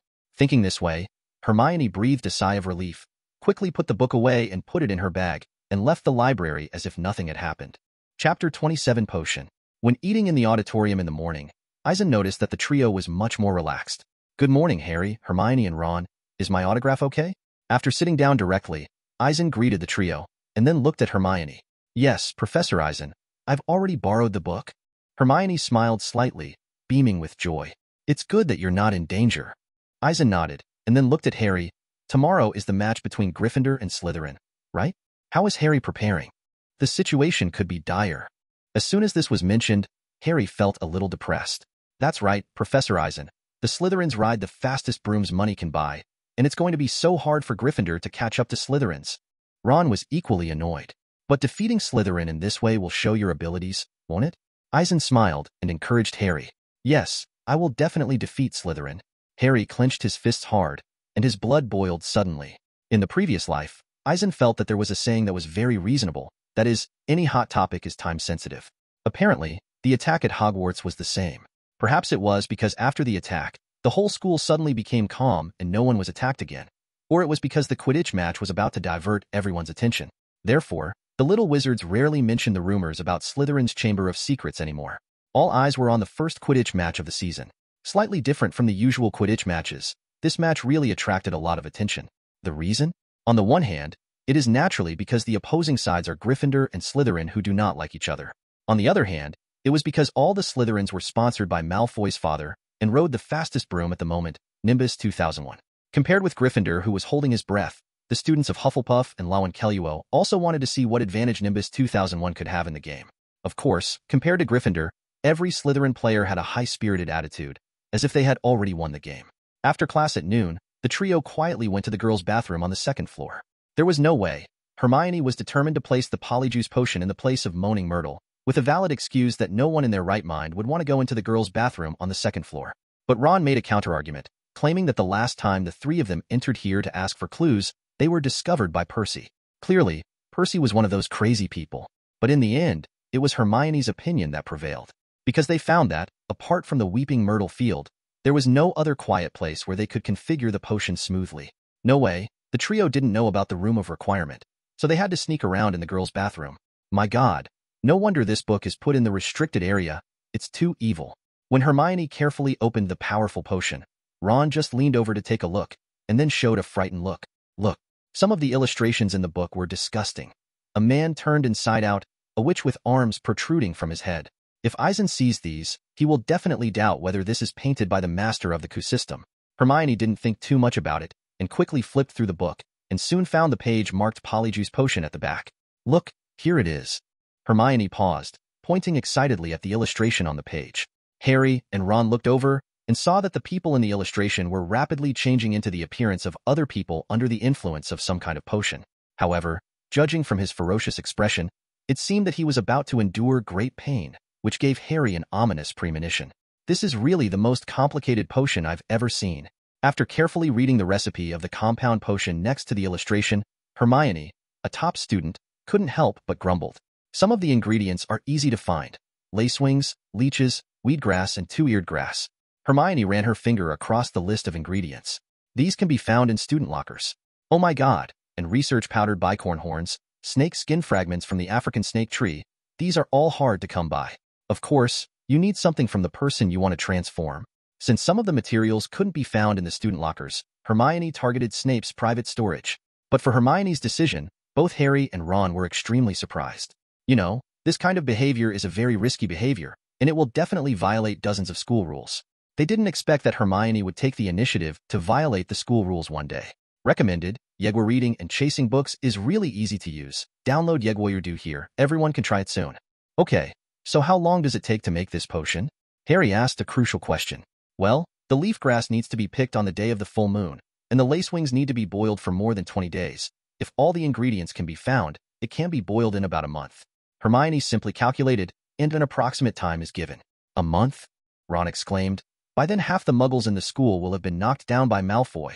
Seeing that Hermione was about to lose his temper, Ron quickly added, but this is the best solution we can think of. Let's hurry up.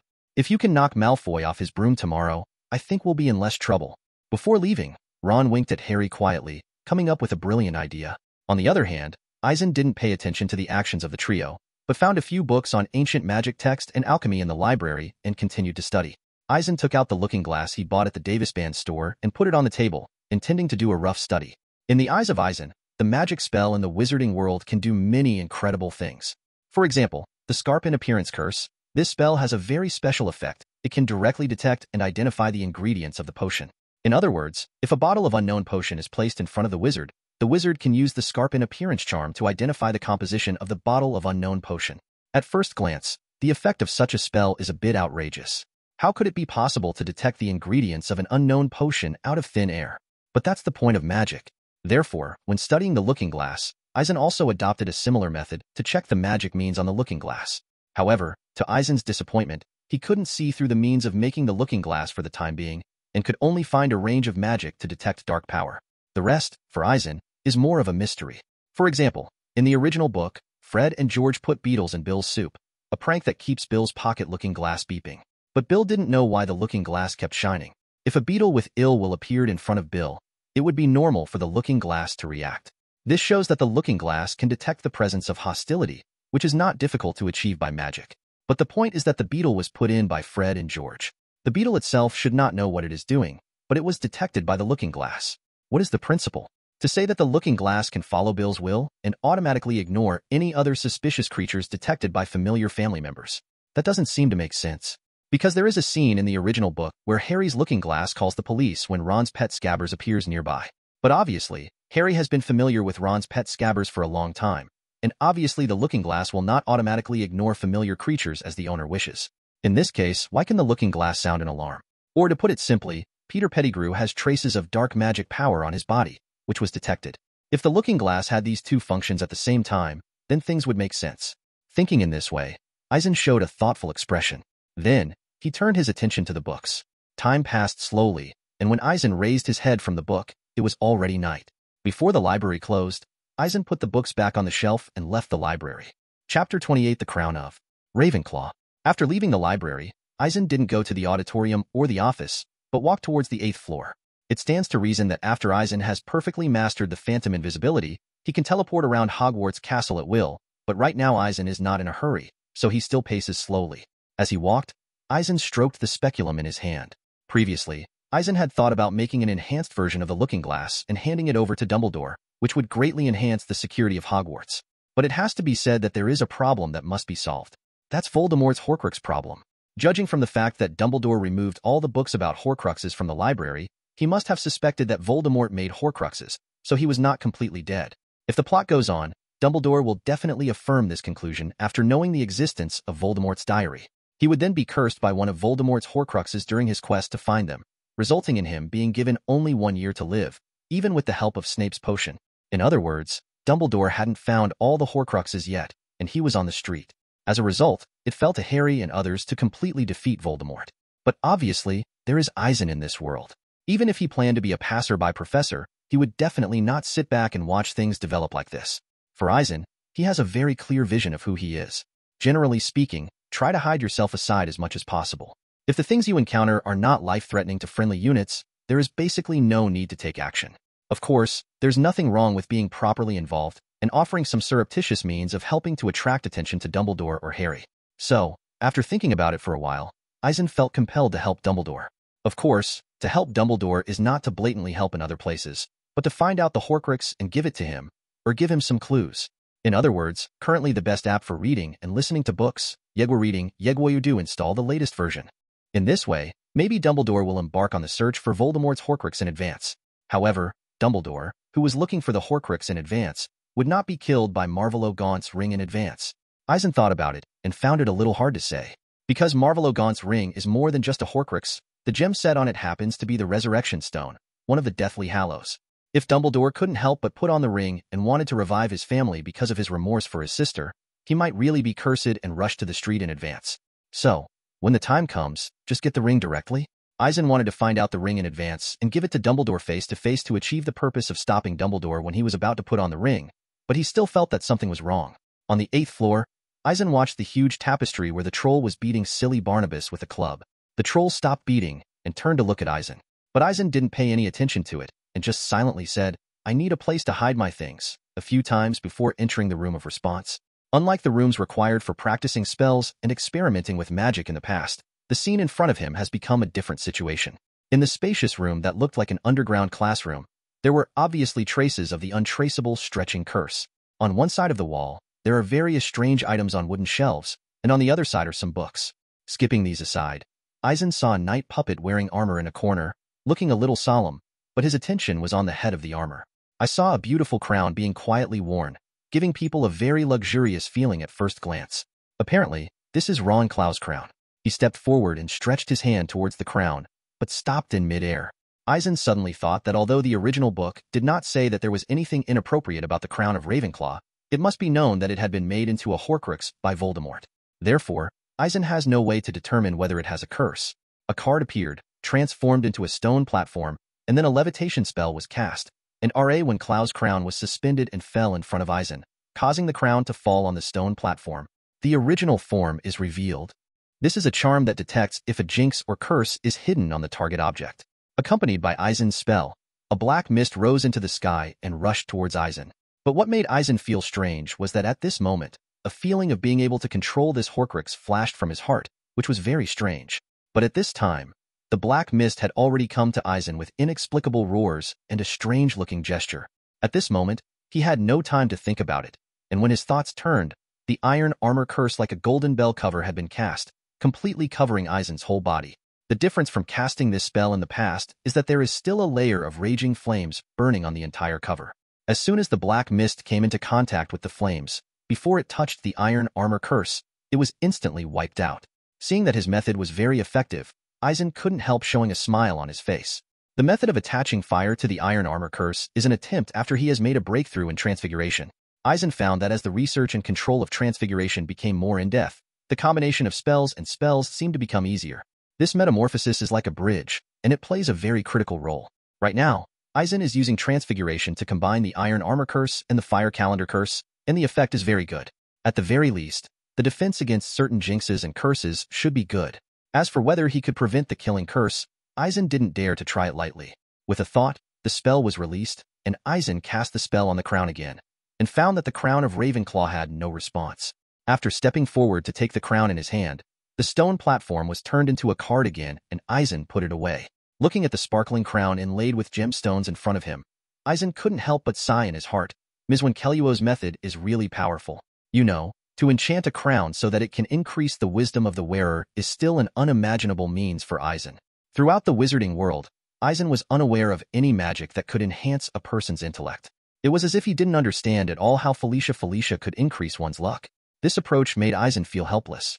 From here, we can see how powerful the 4 founders of Hogwarts are. At least, Eisen doesn't dare to think about it right now. Extraordinary ingenuity is the greatest wealth of mankind, is engraved on the bottom edge of the diadem, apparently a famous quote from Ravenclaw. It's a pity Eisen couldn't help showing a regretful expression while rubbing the extremely luxurious crown in his hand. Because he also thought about it before, maybe Goldfinger can extract the characteristics of increasing human wisdom from the crown of Wenkeluo. But when he thought that it had already been made into a Horcrux and was cursed by Voldemort, he suddenly felt that this possibility was too small. However, Eisen felt very strange considering the previous sense of control over the crown. But after careful inspection for a long time, Eisen found nothing. Afterwards, Eisen shook his head and put the crown away. Although he felt that the possibility was almost non-existent, he still thought that he would try it when he obtained the miraculous properties. Besides, giving the Horcrux to Dumbledore a year late wouldn't matter. After leaving the room of requirement, Eisen returned to his resting place after eating something in the auditorium. Chapter 29: Harry's Miserable Ending. After waking up on Saturday morning, Eisen found that all the little wizards had forgotten about Mrs. Norris being attacked while eating in the auditorium. After all, it was only a cat that was being attacked, and maybe some students would actually attack those cats because they hated Filch. Therefore, they have long forgotten about the attack and about the secret room. In other words, currently the best app for reading and listening to books, Yegwa Reading, Yegwa install the latest version. Everyone was talking about the Quidditch game, and which team would win. However, Eisen noticed that the players of the Gryffindor team huddled together at the dining table, seemed very nervous, and all of them were silent. Even Fred and George were quieter. The Slytherins on the other side were just the opposite, yelling at Gryffindor one by one, as if they had already won. After eating, all the teachers and students of the school basically came to the stands beside the Quidditch pitch. This is a hot and humid weather. If it is an ordinary person, it may be troubled by the weather. But for wizards, a simple spell can make people feel cool and relaxed. Today was a special day. If Eisen guessed correctly, he should be able to watch a good show on the Quidditch pitch. But unfortunately, he received a notice from Mr. Wesley and had to deal with the troubles encountered by the film company. As before, Eisen and Arthur meet at the Pig's Head pub in Hogsmeade. After meeting, Eisen understood what happened. It can only be said that what happened made Eisen feel a little speechless. Originally, Eisen had already arranged a film broadcast plan in the Muggle world, and the company in Diagon Alley only needed Arthur to play it as planned. Since it was the first time doing such a thing in the wizarding world, Arthur only planned to show wizards movies about life in the Muggle world on Tuesday nights every Tuesday night. But unexpectedly, it caused great waves in the entire wizarding world. This kind of turmoil is not a problem for most wizards, it's just a new thing to see. But for some wizards, some of the Muggle items in the movie became their targets. So, after a period of time, although some people learned more about the Muggle world through movies, they also became more interested in Muggles. But a more serious problem is the proliferation of Muggle items in the wizarding world.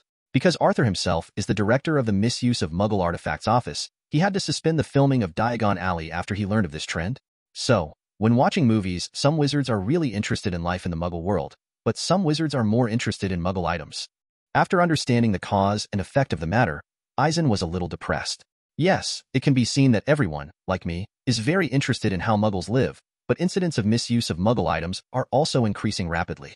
This is a very dangerous thing. Arthur sipped his lips with the beer in his hand. He looked regretful. No way, this is indeed a problem. Some wizards like to put magic on some Muggle objects, and then accidentally, or intentionally, hurt Muggles. As a result, the Ministry of Magic established the Misuse of Muggle Artifacts Division to deal with such matters. Although he knew where the problem was, Eisen couldn't come up with a solution for a while. This thing, as Arthur feared, if some wizards learned more about Muggle items from the movies, the possibility of misusing Muggle items would definitely increase. Then stop the plan to show Muggle World movies in Diagon Alley for now, and wait until the time is right. Eisen had no choice but to temporarily terminate the whole plan. As much as Arthur regretted Eisen's decision, there was nothing he could do about it. The shop in Diagon Alley? How about opening a magic trick shop? Sell Fred and George's prank products in the store? Eisen casually mentioned. Isn't that appropriate? Arthur felt a little hasty. Believe me, Fred and George's work is very popular in the school. In the end, after a follow-up discussion between the two, Arthur agreed to Eisen's suggestion and planned to convert the rented shop in Diagon Alley into a shop to sell some prank props. At this point, Eisen's plan to carry Muggle movies in the wizarding world has temporarily failed. This made Eisen a little puzzled. Whether his luck is not very good, no matter what he does, he will encounter accidents. But anyway, Eisen finally took away the original double-sided mirror in Diagon Alley Company. At noon on the day Eisen returned to Hogwarts, he heard an unprecedented big news. Harry was injured on the Quidditch pitch and was knocked off his broomstick by a bludger. Poor Harry, with a broken arm. If that's all it is, it's no big deal. After all, life is full of surprises. But the point is, the surprise that Harry encountered was too amazing. After his arm was broken, Professor Lockhart took the responsibility of treating Harry bravely and without hesitation. As a result, all the bones in Harry's arm were directly pumped out. According to Professor Lockhart, he successfully helped Harry clean up the broken bones, and then Harry could grow perfect bones by drinking some bone-generating potions. He must be talking nonsense. When the students were talking about it, Hermione retorted indignantly. Originally, the kind-hearted Hermione was still defending Lockhart in front of Ron and Harry, but now, Hermione saw Lockhart's true face. The truth of the matter is actually very simple. Harry only broke his arm after the fall. If an ordinary person broke his arm, he would have to suffer 100 days of broken bones. But for wizards, this is a healing spell that can solve the problem. Sadly, though, Lockhart was so zealous that he healed Harry's fractures completely, he literally blew Harry's bones off. As a last resort, Harry could only stay with Madame Pomfrey and grow his own bones by taking bone-growing potions. When Madame Pomfrey told Harry that if the arm was broken, it would only take a few seconds for her to put it back on, and it would take a whole night for the bone to grow back, Harry was suddenly in pain. Of course, what broke Harry even more was that he saw Dobby the house elf who had caused him so much trouble again. During the conversation, Dobby slipped up and told about his blocking of platform 9 3/4, and then he also told about the bludger hitting Harry. After the truth of the matter came to light, Harry was instantly pissed off. It never occurred to him that Dobby, the house elf, would go against him in every way. However, for all this, Eisen didn't take it too seriously. He is still doing his research in the library. That night, When Eisen left the library and planned to continue his daily practice of charms after having some dinner in the auditorium, Dumbledore called him to the charms classroom. When Eisen came to the charms classroom, he found that many professors had already gathered here. It can be seen that they all looked puzzled, as if they didn't know what happened. Professor Snape sat beside him with a calm face, Professor McGonagall looked worried, and Dumbledore looked serious. Did something happen? Seeing the different expressions on everyone's faces, Eisen asked, looking at Headmaster Dumbledore at the same time.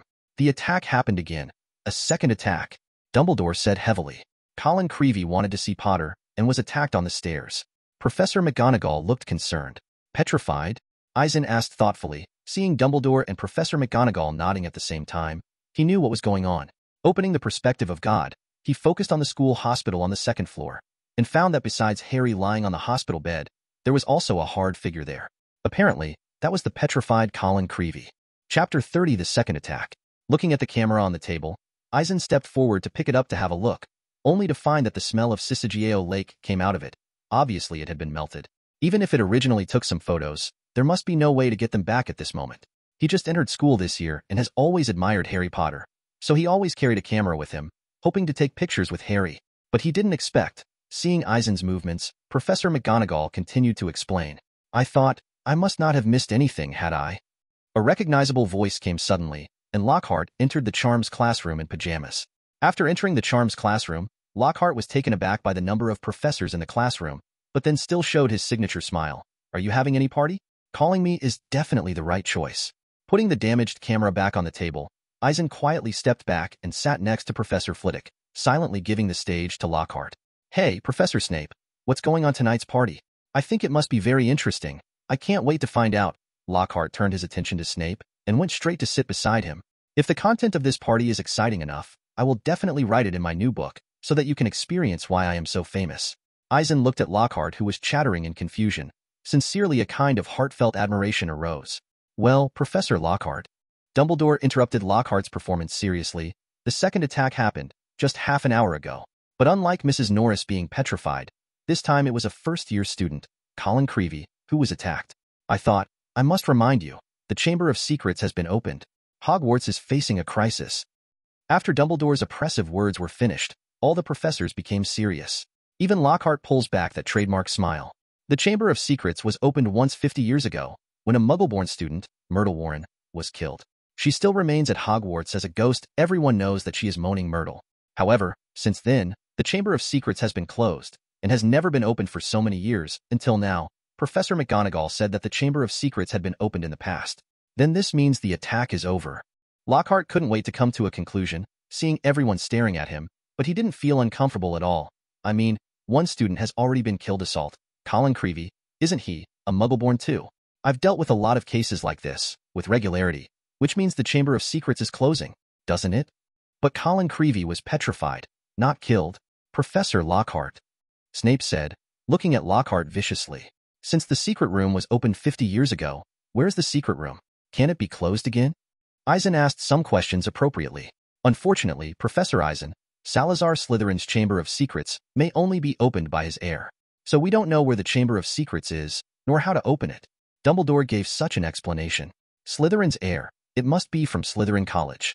I mean, Salazar Slytherin's idea is to select students from wizarding families, so he is regarded as the heir to the Chamber of Secrets, probably not Gryffindor, Rawncrow, and Hufflepuff. Lockhart offered his opinion in due course. Surprisingly, this speculation is reasonable. Only, he didn't see Snape looking at him with a sneer. Intelligent thought, but we can't suspect any wizard without proof. Dumbledore's eyes flashed through half-moon spectacles before shaking his head. Is it possible that someone controlled the body of a certain student to do all of this? I know that some black magic can be done. Although it is difficult for Eisen to directly say what happened in the diary, he did not move. He made a point sensibly. You mean, the Imperious Curse? I know. It's one of the 3 unforgivable curses. It's very evil. A wizard can get rid of its influence with a strong will. But I have to say, it's impossible for little wizards to do it. Got it. Lockhart was showing off his knowledge again. That's an idea, but Hogwarts has powerful magic protection. No dark wizard dares to come in and cast a curse on the students. Professor McGonagall couldn't help retorting loudly, looking very angry after hearing what Lockhart said. Well, I think we need to arrange some work. Professor Dumbledore gave the final word. Under Dumbledore's arrangement, Professor McGonagall will be in charge of instructing the prefects of all grades to increase their inspection of the entire castle, especially for the little wizards of the first and second grades. It is strictly forbidden for them to go to remote places, even on the internet. After class, you must form a group to act. The professors, in addition to their daily classes, will conduct another investigation of Hogwarts Castle. Early on Sunday morning, after practicing spells and transfiguration as usual, Eisen came to the library on the second floor. In addition to continuing to study the looking glass, he also devoted part of his energy to healing spells and healing potions. Previously, he had commissioned Hagrid to collect some fantastic animal hair, particularly unicorn hair. The purpose is to be able to gain something from the healing props. Although Eisen has no problem casting healing spells, it would be a good thing for him if he could make magic items with healing effects. Moreover, Eisen's goal is not just a magic item that can heal simply, but a magic item with a powerful healing effect. How strong is it? It can expel the curse, neutralize the curse, and even heal the damage caused by the unforgivable curse. It sounds outrageous, and I don't think it is possible. But Eisen believes that all this can be achieved as his magic continues to grow. Besides, the magic in this world itself is very idealistic, so things are not so absolute. After leaving the library, Eisen saw Harry unexpectedly. Judging from the way he walked, the bones in his arms must have grown. Eisen didn't call him, and watched as he grabbed the brass knob of a door, pushed it open and walked in the place of the moaning myrtle. As soon as the god's perspective was opened, there were already two figures inside besides Harry who had just entered.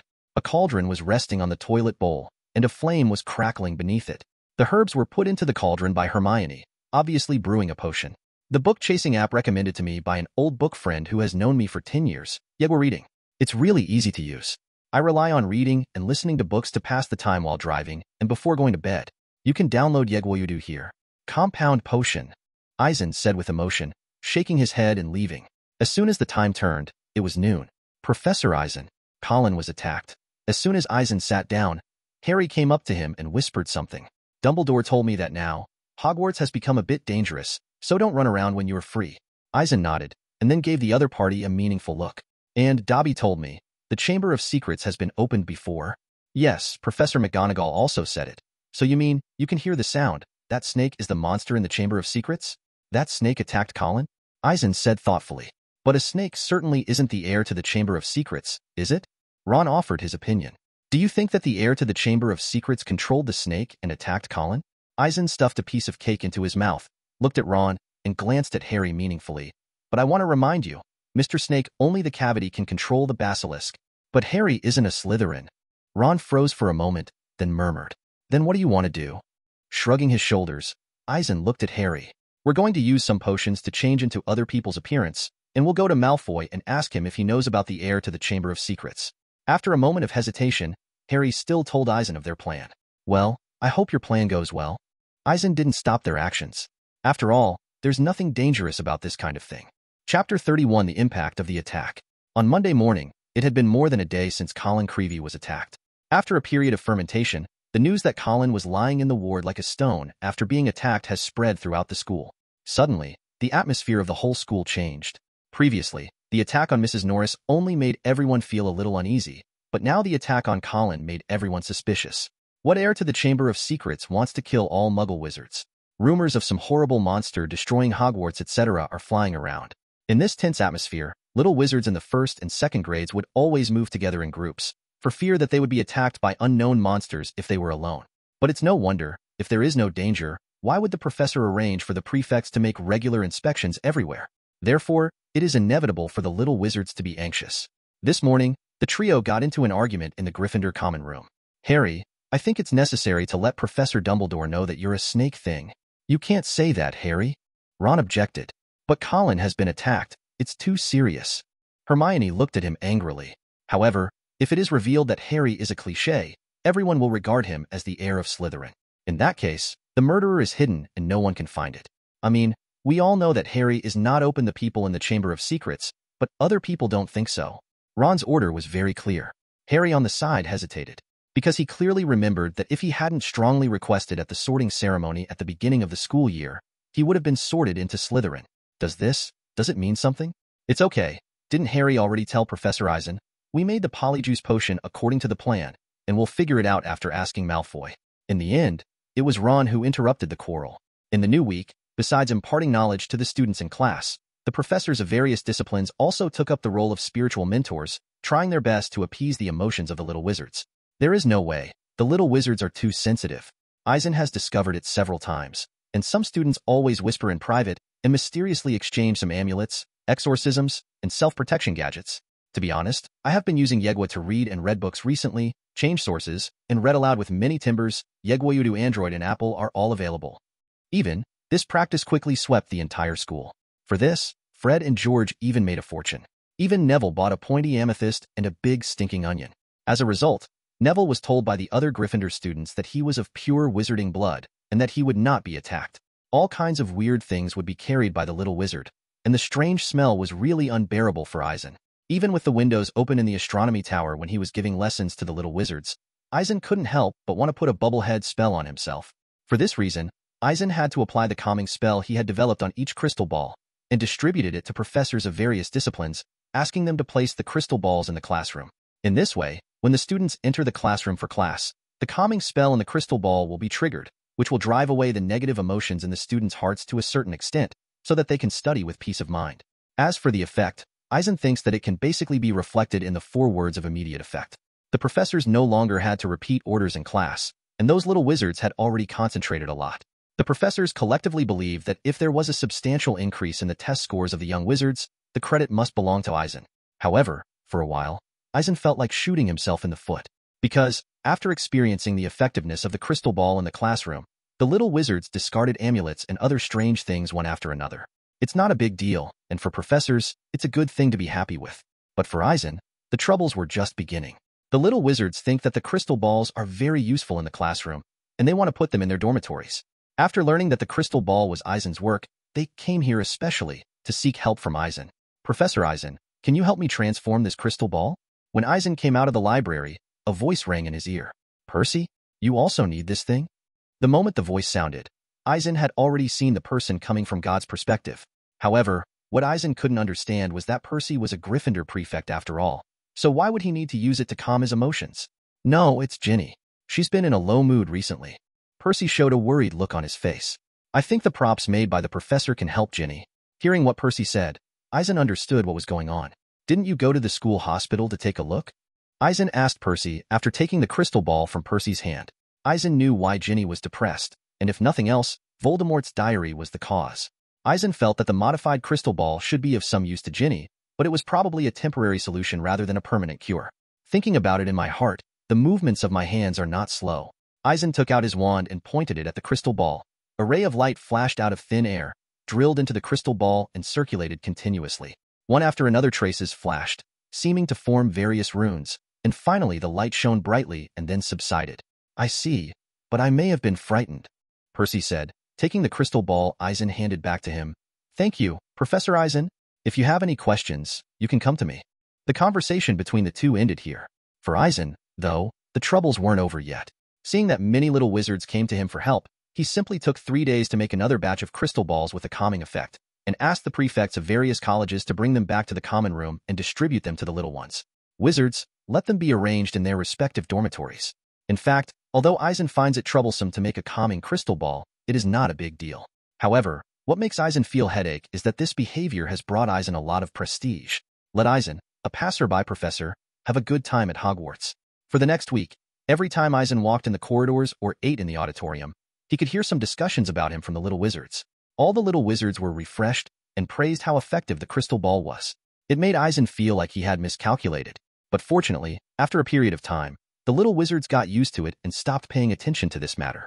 Perhaps the effect of the calming crystal ball was good, so after the lectures in class, the professors deliberately increased the amount of homework assigned, which made the energetic little wizards complain to the sky. For a moment, the whole school was full of complaints, and the little wizards had no time to pay attention to the attack. As a result, a strange scene occurred in the school, and the waves caused by the second attack unexpectedly tended to subside. Chapter 32: A Gift for Hagrid. The time came to December, and in the second week, Professor McGonagall asked the prefects of each college to collect the list of those who stayed in school for Christmas as usual. Because of the need to use compound potion to pretend to be someone else to find out the truth from Malfoy, Harry, Ron and Hermione also felt that Malfoy's suspiciousness increased greatly after they learned that Malfoy would stay in school. The 3-person group all signed the list of staying in school and planned to carry out according to the original plan. During this period, Eisen encountered a bottleneck in the production of the enhanced version of the Looking Glass. Inspired by the Scarpin appearance charm, Eisen was able to figure out all the spells made by the looking glass as he wished, and he also figured out the extra function to be added, the ability to detect the names of suspicious people and feed them back.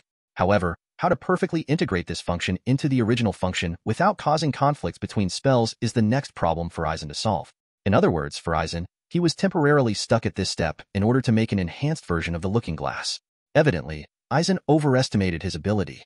After accidentally making a magic item like a viewing mirror, he thought that he would soon be able to make a more powerful viewing mirror. As a result, the reality made Eisen understand that his gold finger could not help him activate his alchemy skills, and he was really not that good. Early on Tuesday morning, after Eisen came out of Hogwarts Castle, he found that a thick layer of frost had formed on the grass outside the castle. Unknowingly, the weather has become colder. In fact, since entering the wizarding world, Eisen has become less sensitive to changes in the weather. Because wizards can cast magic, to some extent, they can indeed counteract the divine power of nature. Just like the extremely cold environment, for muggles, if they don't add some warming measures, they will definitely freeze to death. But for wizards, even if they are wandering in Antarctica, they only need to add a warming spell to themselves and it will have no effect. Getting lost in the desert is a disaster for muggles. Again, for wizards, basically nothing. Because wizards can apparate away. Even if some wizards cannot perform apparition, they can copy or enlarge the food they carry with them, and they can even use clear water to conjure drinkable water. It can be seen that the survivability of wizards is still quite strong to some extent. All the way to Hagrid's hut, Eisen knocked on the door and was welcomed by Hagrid. "Hagrid, your food is good." Upon entering Hagrid's hut, Eisen found that the fireplace in the house was burning with flames, and a whole skinned chicken was on a fork next to it, rolling automatically, and the aroma had already permeated the whole room. Hagrid, his usual thick, shaggy hair and beard completely matted, was pouring himself a drink. After hearing Eisen's words, his movements froze. "I don't want to eat it, but my rooster is always attacked and has died a lot," Hagrid said. His tone was full of puzzlement. "I looked around the chicken coop, but I didn't find any beasts." Afterwards, Hagrid stepped forward and tore off a chicken leg and handed it to Eisen. "Maybe he was killed by the little wizard," Eisen said meaningfully after taking the chicken leg. "Impossible. How could the little wizard kill my cock?" Hagrid shook his head when he heard Eisen's words, expressing that it was absolutely impossible. "You can cast a spell around the chicken shed to protect it, and it'll be fine." Munching on the drumstick, Eisen offered an effective solution. Recommended, Yegwa reading and chasing books is really easy to use. Download Yegwa here. Everyone can try it soon. "That's right, but I need to ask Headmaster Dumbledore for instructions, and I'll do it if he lets me." Hagrid brought Eisen a glass of pumpkin juice. A few minutes later, Eisen explained his purpose. "Hagrid, last time I said, I want you to help collect some magical animal hair." Eisen was a little embarrassed when talking about this. After all, the hair of magical animals is considered a rare resource in the wizarding world. That is to say, Hagrid's favorability with magical animals is full, so he can easily collect hairs of various magical animals. "Oh, yes, I almost forgot. I've collected a lot." Hagrid showed a look of sudden realization, then got up and walked to the corner, found a bag and handed it to Eisen. "It's full of unicorn hair. I think it should be enough for you." "Thank you, Hagrid. You've helped me a lot." After taking the bag and seeing the tufts of hair curled together, Eisen suddenly showed a surprised expression. During this period, the amount of unicorn hair Hagrid collected exceeded Eisen's expectations, and he didn't have to worry about the experiment for a long time to come. "By the way, Hagrid, I have a present for you too." "Really? What gift?" Hagrid had a smile on his face. "Well, wait for me a moment. I'll be right back." Seeing the smile on Hagrid's face, Eisen looked at Fangya, lying beside him, with a smirk on his lips. Out of Hagrid's hut, Eisen cast a disguise spell on himself, followed by the phantasmagoria. Without anyone noticing, it disappeared in place. A few minutes later, when Eisen reappeared, he was already holding a black puppy in his arms. "How about it, Hagrid? You think it's not bad?" Entering Hagrid's hut again, Eisen handed the puppy to Hagrid. I don't know if it's an illusion, but Eisen felt a strong contrast when he saw Hagrid carefully picking up the puppy. It's hard to imagine that a big man with Titan blood can be so gentle when dealing with animal cubs. "Thanks, Professor Eisen. I really like him. Look, how cute," Hagrid said, keeping his eyes on the pup. "As long as you like it." Eisen smiled. After leaving Hagrid's cabin, Eisen couldn't help laughing at the thought of a certain scene.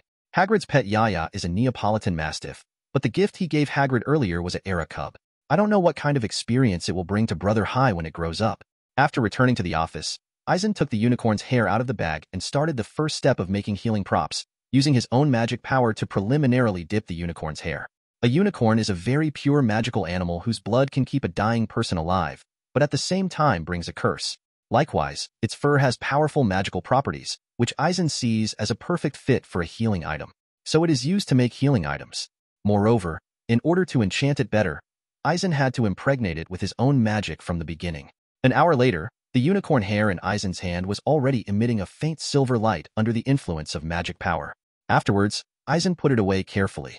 The impregnation of magic power cannot be completed in a short while, and it takes a long time to cast spells to completely change part of its nature. However, since Eisen intends to study the production of magic props for healing, he naturally needs to have a deep understanding of healing spells and other methods.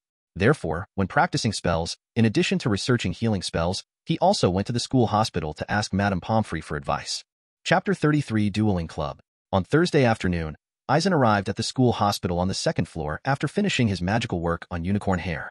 After learning that in the process of treating the little wizard in the hospital, in addition to the damage caused by magic, there are also various magical animal bites, poisonous wounds, stings, etc., Eisen finally opened his eyes. But the more he understood, the more headaches Eisen felt, because the healing spell alone was not omnipotent, and it needed to be used in conjunction with various potions to heal some weird injuries. In this regard, Eisen couldn't help sighing. No wonder there is a special profession called therapist in the wizarding hospital in Harry Potter's world. Of course, Eisen does not need to learn various healing methods in depth, he only needs to understand some knowledge and be able to assist himself in the production of healing props. After leaving the school hospital, Eisen opened his god's perspective and found a trio in the girls' bathroom. The trio was still brewing the potion, and judging from the slightly relaxed expressions on their faces, the compound decoction should be about to succeed. However, when it comes to Polyjuice potion again, Eisen can't help but wonder how it transforms. How to say? Previously, Eisen hadn't paid attention to compound potion and didn't take him to heart. But now after thinking about it carefully, I realize that compound decoction is also a very buggy medicine. Its shape-shifting ability reminds Eisen of something called metamorphmagus. There is no doubt that this ability is very powerful, and it can change its appearance at will. At first glance, you will find that this is simply the wizard's version of the shape-shifting girl. And the ability to change appearance at will, it is really too easy to hide oneself in the wizarding world. Moreover, not only hiding himself, but even spying on information, Transfiguration Magus is also the most powerful one. Just look at the actions of the trio. As long as they can brew Polyjuice potion, which has the ability of a rough version of the Transformation Magus, they dare to go straight to Malfoy's words. From this, it can be seen how practical this medicine or this ability is. Of course, Eisen didn't need to worry about it. Some time ago, in order to learn to master the invisible phantom, he had an in-depth understanding and study of human body deformation under the advice of several professors. Nowadays, although it is impossible to change appearances like Transformation Magus, Eisen believes that if he continues to study, his level of transfiguration will inevitably go further, and by then the human body transformation will be fully mastered. A week later, Eisen had completed the initial magic dip work on the unicorn's hair. Next Eisen is the official production. However, when Eisen went to the auditorium for dinner in the afternoon, he found that there were many little wizards crowded around the bulletin board, chatting and discussing something, and everyone's faces showed excitement.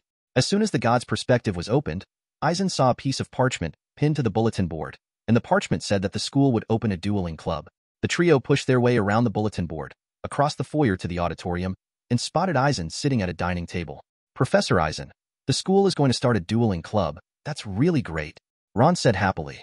They finally thought of starting a dueling club. It's overdue. Seamus sat at the other end of the table, and after hearing Ron's words, he said while eating a roll, well, I mean, if the dueling club had been opened earlier, Colin might not have been lying down in the hospital. The parchment doesn't say which professor came to teach us. Professor Eisen, do you know? Hermione was holding a meringue tart in her hand, and turned her head to look at it. I just found out about this, and I don't know which professor will teach you. Holding a glass of juice, Eisen winked at Hermione. So, which professor do you want to teach you? Well, some people say that Professor Flitwick was a dueling champion when he was young, so it's good for him to teach us, Hermione said, glanced at Eisen secretly, saw that he was still smiling, and continued to whisper, if the professor can teach us, so can Duel Club. Hearing this term, Eisen couldn't help sighing. When he was still a rookie at the beginning, he planned to wait for the Hogwarts Dueling Club to join in and practice his actual combat ability after it opened. I don't know if I can effectively get exercise after participating in it. Concentrating his thoughts, seeing Hermione still looking at him, Eisen couldn't help but smile. Which professor will teach you? I think you will find out later. Maybe it will surprise you. Harry, are you going to the dueling club party tonight? Ron asked directly, seeing that Harry hadn't spoken. Oh, of course. You know, our defense against the dark arts class. Harry nodded, and halfway through speaking, he glanced at Hermione and paused. I need to learn something that can be really used in the duel club. Recommended, Yegwa reading and chasing books is really easy to use. Download Yegwa do here. Everyone can try it soon. Then, in just 1 hour, news of the opening of the dueling club spread throughout Hogwarts. All the little wizards immediately jumped up happily after learning about the school's move. No way. Although Eisen made a lot of crystal balls that have the effect of soothing emotions, and they have almost enveloped the entire Hogwarts, but the attack at Hogwarts cannot be completely ignored by the little wizards. Therefore, young wizards are very interested in dueling clubs that can improve their actual combat capabilities. However, having said that, the reaction of the little wizards was actually the fault of the Hogwarts defense against the dark arts class. After all, the professors of this course have not been working for a long time over the years, so that the water has always been very high. In particular, Professor Lockhart, who was recruited this year, is even more difficult to describe. Therefore, the news of the opening of the dueling club became a hot topic in Hogwarts in a very short period of time. After dinner, when the little wizards left the auditorium, they were still discussing about the dueling club. Some people even claimed that Professor Dumbledore would show up at the dueling club, not only to show them what high-level fighting is, but also to teach them some good tricks. Afterwards, the rumors became more and more outrageous.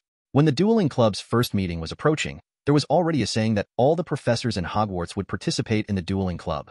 Of course, after hearing this rumor, Eisen suddenly felt a bit of a toothache, feeling that those little wizards could really make a fuss. An uncertain news can be spread so outrageously. At 8 o'clock in the evening, all the teachers and students of the school came to the auditorium one after another. The 4 long dining tables originally placed in the middle of the auditorium have disappeared, revealing a wide space. In the middle of the venue, a gold-plated stage appeared. The edges were connected by wooden steps, and hundreds of suspended candles illuminated it. The center of the stage was particularly conspicuous. The ceiling was also enchanted and became pitch black. The atmosphere of the entire auditorium became a little more solemn. Hundreds of people crowded into the auditorium, which seemed a bit crowded, but they didn't care about it. Everyone held a magic wand in their hands, as if they were going to show off their skills, chatting and chatting, extremely excited. When the trio hurried back to the auditorium again, Eisen also came to the scene. Originally, Eisen had the perspective of God and could see all this clearly in the dormitory. But if this kind of thing is not on the scene, how can you experience the sense of participation? So, Eisen also came to the auditorium. Chapter 34 The Embarrassed Lockhart. The duel is about to start. I don't know which professor is coming, Harry said. Seeing hundreds of young wizards around him coming to the auditorium, his blood was immediately agitated. That's right. It seems that everyone is very curious about duels. Seeing that almost everyone didn't miss the party, Ron came to an obvious conclusion. The trio made their way through the crowd, and finally came to the gathering area of the little wizards of Gryffindor, and stood together with Seamus, Dean, Neville, and others. Hey, you're here. There are so many people today. Seamus waved his hand to greet Harry, and then sighed with emotion. Yeah, Harry nodded. But before he could say anything more, he suddenly realized that the entire auditorium was silent for a moment, and then the uproar became more heated. The little wizards turned their heads, only to find Professor Gilderoy Lockhart striding into the auditorium in a gorgeous fuchsia robe. Behind him was Professor Snape in black robes. Lockhart gave his trademark smile, while Snape kept pulling his face. The two came in one after the other, making all the little wizards predict what would happen next, so they all heaved a long sigh. Who said that it would be Professor Dumbledore coming to the dueling club? The voice of gnashing teeth came from the crowd, poking the hearts of many little wizards. Seeing this scene, Harry and the others instantly expressed despair. Like most young wizards, he never expected that the two most annoying professors would teach them dueling lessons. Is this the surprise that Professor Eisen was talking about? Ron couldn't help but look at Hermione after being taken aback for a moment, only to find that there was only some disappointment on Hermione's face and no other expressions. Recommended, Yegwa reading and chasing books is really easy to use. Download Yegwa do here. Everyone can try it soon. Lockhart strode through the crowd, up the wooden steps onto center stage. I don't know if it's because of Lockhart's purple robe or his trademark smile, but everyone can see that Lockhart is the center of the stage, and Snape's calm look at the side seemed to be a foil. Okay, be quiet for a while, and then gather around. Lockhart waved to everyone, signaling the little wizards to be quiet. Professor Dumbledore allowed me to start a dueling club in order to be able to fully train everyone so that one day you will have the means to protect yourself in the face of accidents. Of course, I have taken countless means to protect myself. If you want to understand, you can find it in my book. Seeing Lockhart's faceless behavior of promoting his work, Eisen suddenly felt a sense of admiration. Seriously, if Witch Weekly had a thickest-skinned award, Eisen felt that Lockhart could go from the first to the one before his death. Looking at the little wizards around, everyone seemed to be familiar with it, and they were obviously immune to Lockhart's rhetoric. After bragging about himself, Lockhart took the opportunity to pull out Snape beside him and introduce him. Of course, I must introduce you to my assistant, Professor Snape. He also knows a thing or two about dueling, and he kindly agreed to help me with a little demonstration during class. Don't worry, I will give you back your potions, Professor, in full. Watching Professor Snape's upper lip curl, Eisen continued watching Lockhart's performance with great interest. Lockhart and Snape, facing each other, bowed and raised their wands across their chests. Clearly, Lockhart's movements are both impeccable and ritualistic. Gives people a feeling that he really has real skills. However, Eisen couldn't bear to watch what happened next. Because if there were no accidents, Lockhart would not only overturn the car, but also completely smash it. After Lockhart yelled, 1, 2, 3, and the duel began, he and Snape exchanged spells. As a result, in front of the public and in front of almost all the teachers and students in the school, Lockhart was hit by Snape's disarming curse, flew off the stage and hit the wall before sliding to the ground. Eisen raised his eyebrows, not knowing what to say. However, he noticed that the moment Lockhart was knocked into the air, the entire auditorium was silent for a moment, and then whispered. Seeing their headmaster show off his skills, Slytherin students were delighted and even clapped their hands. For Eisen, if it was another person who had such a big embarrassment, he would definitely give up the stage. But Lockhart taught everyone a lesson. Let people know what it means to be, as long as I am not embarrassed, others are embarrassed. With the help of a few young wizards, Lockhart walked onto the stage tremblingly again, without any embarrassment or discouragement. Instead, he looked at the audience with a smile on his face. Okay, everyone has seen it. This is the disarming curse. Applied correctly, I've just had Professor Snape perform a proper demonstration of the disarming charm. Lockhart said this and looked at Snape. However, don't blame me for saying that. Your disarming spell just now has obvious intentions. If I want to stop you, it won't take much effort. For growth, I just let them see the consequences of being hit by the disarming curse because of their knowledge. Lockhart was babbling on to defend himself, but he didn't see that Snape's face had completely darkened. He stared at Lockhart, the murderous look in his eyes hard to hide. Immediately, Lockhart changed the subject, directly ended the explanation and demonstration of the wizard duel, and then pulled a dozen young wizards to the stage, divided them into 2 groups, and asked them to directly start using the disarming spell and only use the disarming spell come to a duel. Seeing this scene, Eisen noticed that many young wizards were confused by Lockhart's arrangement. Because the young wizards haven't learned the disarming charm yet. Oh no, if Lockhart and Snape's demonstration just now counts as teaching, then the young wizards have indeed learned the disarming charm. But I have to say that Lockhart obviously overestimated the spellcasting level of the little wizards. Under Snape's intentional or unintentional arrangement, the little Gryffindor wizard and the trio came on stage one after another, facing off against the Slytherins. But after both sides couldn't cast the disarming curse no matter how much they chanted, they immediately began to perform martial arts. Harry and Malfoy's pairing wasn't too bad. At least they were able to perform some of the little jinxes that were very popular among students, such as Grin Holala and Tarantella Dance. But the other little wizards were in trouble.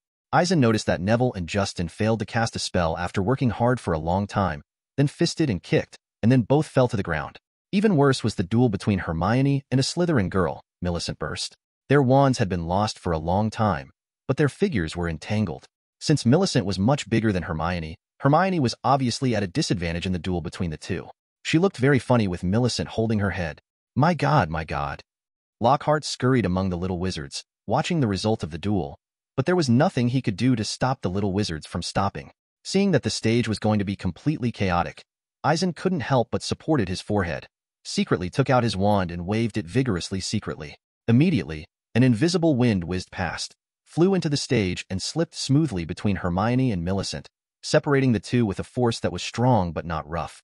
Then the wind continued to swim, passing through the wrestling young wizards, separating them one by one. Then, the wind dissipated completely. Because the crowd was crowded enough, and everyone's attention was on the stage, Eisen's stealthy movements were not noticed. Miss Fordsey pinched it hard, and the bleeding stopped immediately. After seeing the little wizards separated, Lockhart was just relieved, but was terrified by the horror of some people. Chapter 35: An Embarrassing Performance. Seeing the dueling club run like this, Eisen couldn't help but slander, can a dueling club of this level really improve the actual combat level? As I said, you can only use the disarming curse. Looking at the miserable conditions of the little wizards, Lockhart had to say aloud again. His tone was full of resentment. Wiping the slightly messy hair, Lockhart glanced from the audience, but to Eisen's surprise, when he saw himself, his eyes lit up. Hey, let me demonstrate to you now how to use the disarming spell correctly to defeat the enemy. Eisen suddenly had a bad feeling. Professor Eisen, your astronomy professor, please come up and help me. This is outrageous. Eisen looked at Lockhart, who was pointing at him in bewilderment, and at the same time, many young wizards around him also looked at him.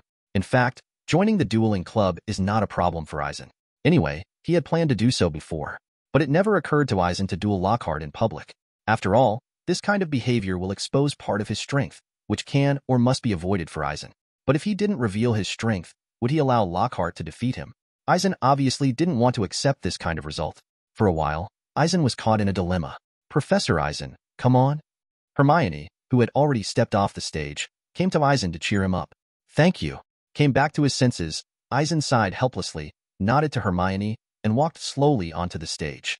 At this time, Eisen has made a decision. Don't worry, Professor Eisen, I won't hurt you. This is just a very simple demonstration. Lockhart resumed his signature smile. Seeing what Lockhart said, Eisen was very speechless. Although he thought that Lockhart was a liar before, he didn't plan to deliberately target him and expose him. After all, he won't last long as a professor of defense against the dark arts, and he will be gone if he reveals himself. But I didn't expect Lockhart to be so stubborn. Being taught a lesson by Snape was not enough, and he had to provoke himself. This kind of brain circuit, Eisen is really convinced. After Eisen came to the stage, the little wizards below all set their eyes on the two of them. Of course, more people's eyes are on him. After all, they are also looking forward to what kind of performance the astronomy Professor Eisen will have. Pulling out their wands, they bowed at the same time as Lockhart, then each took 7 steps backwards, turned around and raised their wands. Okay, everyone, take a look. Holding the wand like Professor Eisen is a perfect dueling posture. Next, I will count to 3 and start casting the first spell. Lockhart explained with a smile. As if he had seen it the moment he was victorious, he blinked his eyes towards the audience while talking. The little wizards off the stage also held their breath at this moment. 1, 2. Do you think Professor Eisen will be defeated by Lockhart? In the gathering area of the little wizards of Gryffindor, Shi-Mo showed great interest in his heir. Impossible, Professor Eisen will definitely defeat Lockhart. Ron retorted immediately. He was saved several times by Professor Eisen with a card, and his level must be much better than that liar Lockhart. Harry nodded approvingly beside him. As one of those who had seen Professor Eisen cast spells, although he didn't know what level his real strength was, Harry felt that he was at least stronger than Lockhart. Hermione was about to say that Professor Eisen was very powerful, but was stunned by what happened on the stage. 3. Immediately after Lockhart shouted the 3 numbers, he raised his wand and pointed at Eisen and chanted loudly, Disarm! At the same time, Eisen also pointed his wand at Lockhart and shouted, Disarm! Then the two of them stood quietly on the stage to pose, and the scene stopped for a moment. The little wizards in the audience were dumbfounded, because they saw the two professors yelling, Disarm you. But they didn't release the spell. The two seemed to be gesticulating in the air, as funny as they looked. Eisen, holding his wand, was really embarrassed for a while. With his strength, not to mention other methods of casting spells, just his comprehensive physical fitness, which has grown to 5 times that of ordinary people, is enough to react before Lockhart casts a spell, and then hit him into the air with a random spell.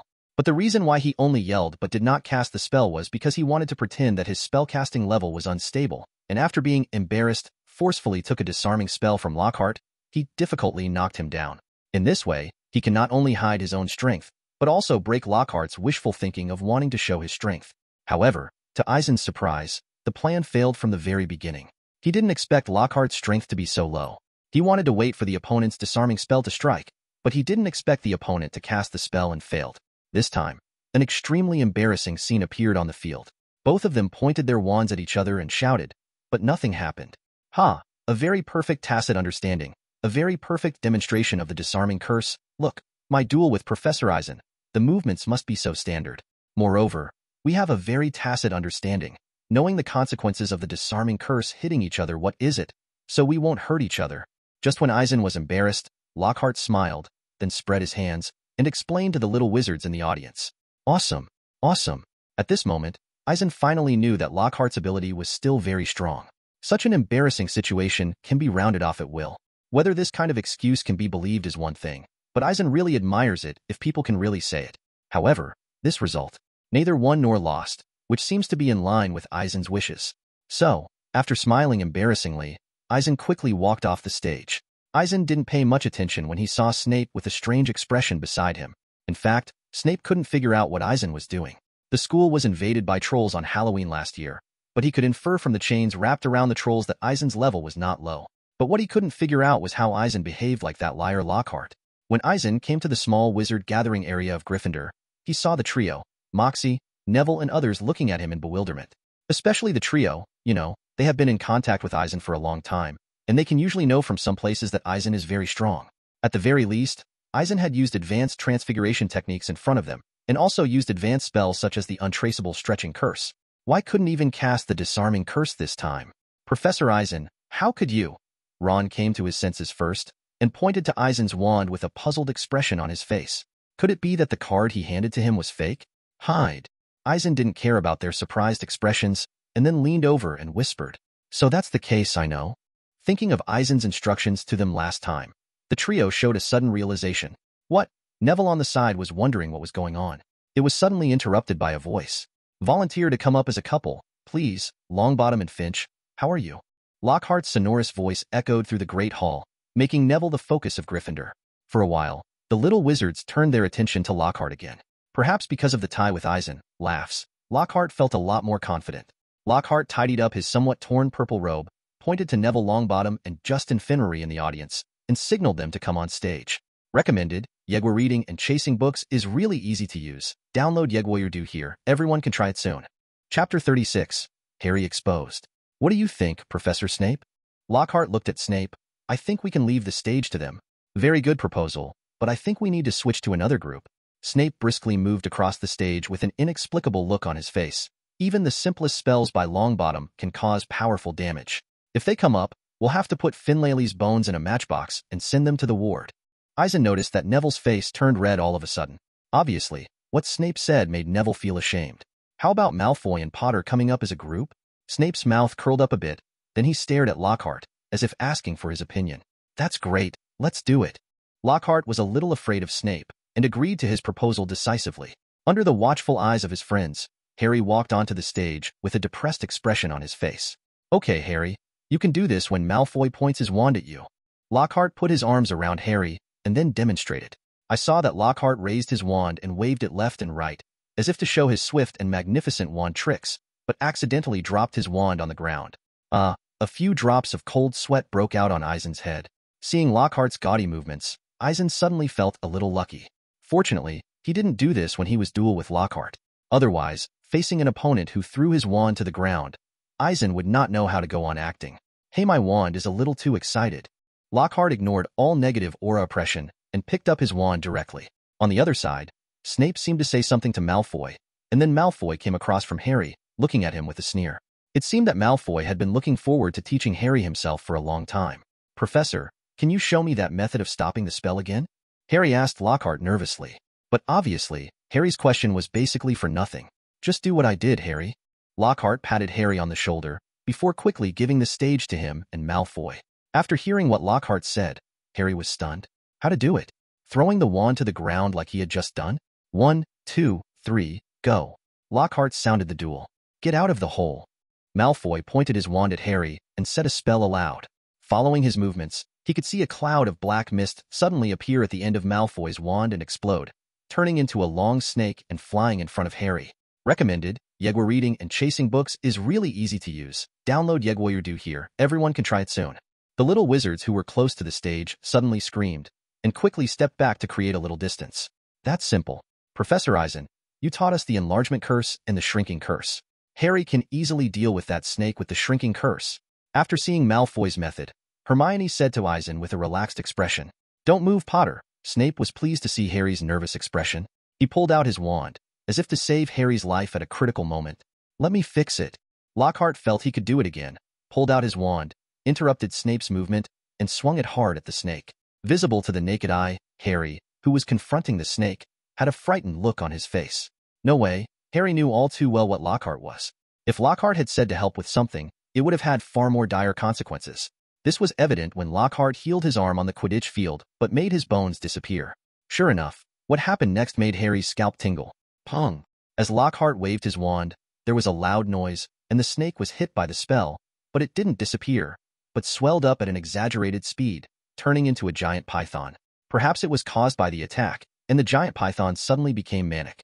It held its head high, revealing its sharp fangs, assuming an attacking posture. My God! Hermione couldn't help exclaiming from the audience. Don't worry, Harry will use the shrinking curse, and just make that snake smaller. Ron didn't look worried at all, obviously full of confidence in Harry. However, Immediately after, Ron and Hermione's expressions changed, and they looked at Harry on the stage blankly. I saw Harry walking towards the giant python, making a hissing sound, which was similar to the sound made by a snake, but even more terrifying. It makes people feel a creepy feeling when they hear it. Oh no, Professor Eisen. Ron looked in disbelief, then turned to look at Eisen, as if looking for a solution. Harry, how could he be so stupid? He didn't use the shrinking charm, but exposed the secret that he is a cricket. Hermione blushed angrily, and looked at Eisen as she spoke. No way, many people have seen it. Eisen shook his head helplessly. This kind of ability to expose himself as a snake in front of almost all the teachers and students in the school, what can Eisen do? If it is exposed in front of muggles, then you can still use the Oblivion Curse, but for all the students and teachers of Hogwarts, Eisen really can't do anything. As for why Harry didn't use the shrinking curse but directly talked to the snake, Eisen felt that it should be an instinctive expression of the talent of the snake's old tongue. Following Harry's hissing sound, the giant python rolled and twisted its body, and then collapsed on the floor, as soft as a pet, no longer as ferocious as before. Harry breathed a sigh of relief, and then smiled brightly at Justin, who was opposite him. In the end, instead of thanking him, Justin shouted angrily, "What tricks are you playing?" Then, with an angry and terrified look on his face, he turned and left the auditorium without waiting for Harry to say anything. For a moment, the entire auditorium was almost silent. All the little wizards were basically whispering, pointing at Harry while talking. Snape stepped forward and waved his wand, and the giant python turned into a cloud of black mist again, and then disappeared from everyone's eyes. But when he looked at Harry, there was surprise in his eyes, as well as other unknown things. Vaguely, Harry knew what happened just now, but he didn't know what to do. "Take Harry to my office." Looking at the worried Ron, Eisen said to him. It was nearly 9 o'clock at night when Ron and Hermione arrived at Eisen's office with a dazed Harry. After entering Eisen's office, Ron and Hermione were visibly relieved, but when they saw Harry next to them, they immediately showed worried expressions. What the hell is going on? Seeing that everyone was in a bad mood, Harry had a premonition that something bad had happened. Sure enough, what the two said next caused Harry to fall into a tangle. Eisen waved his hand, and the 3 cards turned into 3 chairs, motioning for the 3 to sit down and talk slowly. Too bad. Hermione couldn't help screaming. "Harry, it's been exposed that you're a cricket." Ron had to tell the truth. What? There was a hint of fear on Harry's face. Exposing his old tongue in front of the teachers and students of the school means that the blame for the previous 2 attacks will be pinned on his head. If everyone regards him as a murderer, wouldn't the real murderer hide even deeper? Thinking of the consequences of exposing his old tongue, Harry's face suddenly turned pale. Afterwards, Harry looked at Professor Eisen, who was sitting behind the desk, as if to make sure that he was really exposing his old tongue. "That's right, in the auditorium just now, all of us heard you talking to that giant python." Eisen nodded upon seeing this, and then continued, "Well, it's in another language." Hearing what Eisen said, Harry's heart sank immediately. Chapter 37 Follow-up. "However, I was trying to save Justin. If I hadn't told the snake not to attack him, Justin would have died." Harry tried his best to find a reason for himself. "Is this what you meant when you spoke to the snake?" Ron looked at Harry in surprise. "That's right, you were all there at that time," Harry said impatiently, as if he had found a breakthrough. "But what Professor Eisen said just now is right. You were using another language, making a hissing sound like a snake. No one can understand," Hermione said angrily. Harry turned to look at Ron. "That's right. The voice you spoke just now was scarier than the snake's. It sounded creepy, as if you were giving orders to the snake and urging it to attack Justin." Seeing Harry looking at himself, Ron affirmed what Hermione said. "Everyone knows that talking to snakes is the ability of Salazar Slytherin, so if you reveal the ability of Snake's old tongue, everyone will think that you are the heir to the Chamber of Secrets. In this case," Hermione lowered her voice, "in this case, everyone will think that the attack was caused by you." Ron took up the topic and said the serious consequences. "But you know I'm not." Harry felt very uncomfortable. "Yes, but it's too difficult to prove it." Ron looked puzzled and didn't know what to say. Afterwards, the 3 set their sights on Eisen. "You guys go back first, don't worry. I'll talk to Principal Dumbledore." After a moment of thought, Eisen said to the trio. Seeing the 3 of them looking at each other, and then leaving with a heavy face, Eisen began to ponder. How to say? Harry's exposure was a matter of the old tongue, although almost all the students would identify him as the heir to the Chamber of Secrets and the murderer of the attack. But in the eyes of the professors, this is impossible. Because the attack was caused by a kind of advanced black magic, Harry, a second-year wizard, couldn't do it. You know, this is Dumbledore's conclusion, and it is absolutely impossible to overturn it just because Harry is a cliché. So, what if Dumbledore found out that Harry was a Clapton? Could he really be considered Slytherin's heir? But now that the secret of Harry's crapdung has been revealed, Eisen feels it's okay to say something to Dumbledore. Later, Eisen approached Dumbledore, and the two talked for a while about the matter. Professor Eisen, your acuity is indeed surprising, but I have to say that your speculation is very reasonable. The terrifying monster released after the secret chamber is opened is probably the basilisk. It's easy to guess at this point. Salazar Slytherin has the talent to talk to snakes, and Slytherin's symbol is also a snake. Then, the open secret room must be a snake. Strange. Moreover, who can be regarded as the heir to the Chamber of Secrets? A Slytherin student? No, it should be someone who has the same old tongue as Salazar Slytherin. So, Professor Eisen, do you suspect that Harry, who has the old tongue, opened the Chamber of Secrets, then released the basilisk and manipulated it to create the attack? I've been around Harry for quite some time, and I know what qualities he possesses, but, Professor Dumbledore, do you know where Harry's old tongue came from? He's really Salazar Slytherin's descendants? Eisen shook his head, and brought the topic to Harry's talent for old tongue. I'm not sure if that's true. Harry's snarky accent reminds me of something. I need a little time to figure it out. Dumbledore was silent for a while, his tone a bit heavy. I found some information in the library that the basilisk can make eye contact with the victim and cause fatal injuries. Last time, Professor McGonagall said that the Chamber of Secrets was opened 50 years ago, causing the death of the crying Myrtle, I think. She died after looking at the basilisk. Recommended. Yegwa reading and chasing books is really easy to use. Download Yegwa here. Everyone can try it soon. However, 2 attacks at the school, Lady Norris and Colin Creevey, were petrified. I carefully recalled the situation at that time. There was a puddle of water on the ground when Mrs. Norris was attacked. Perhaps, it met the eyes of the basilisk through its reflection in the water. And Colin Creevey, if I remember correctly, had his camera burnt and melted. This means that he may have met the eyes of the basilisk through the camera. You mean, the 2 attacks were eye contact with the basilisk indirectly, so both the cat and Colin were just petrified? Dumbledore nodded thoughtfully. That's right. If the next attack happens, if it's not such a coincidence, it may actually cause casualties.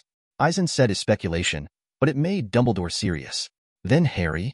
I could look at Harry, but if there's another old speaker hiding in the castle, Eisen said, shrugging.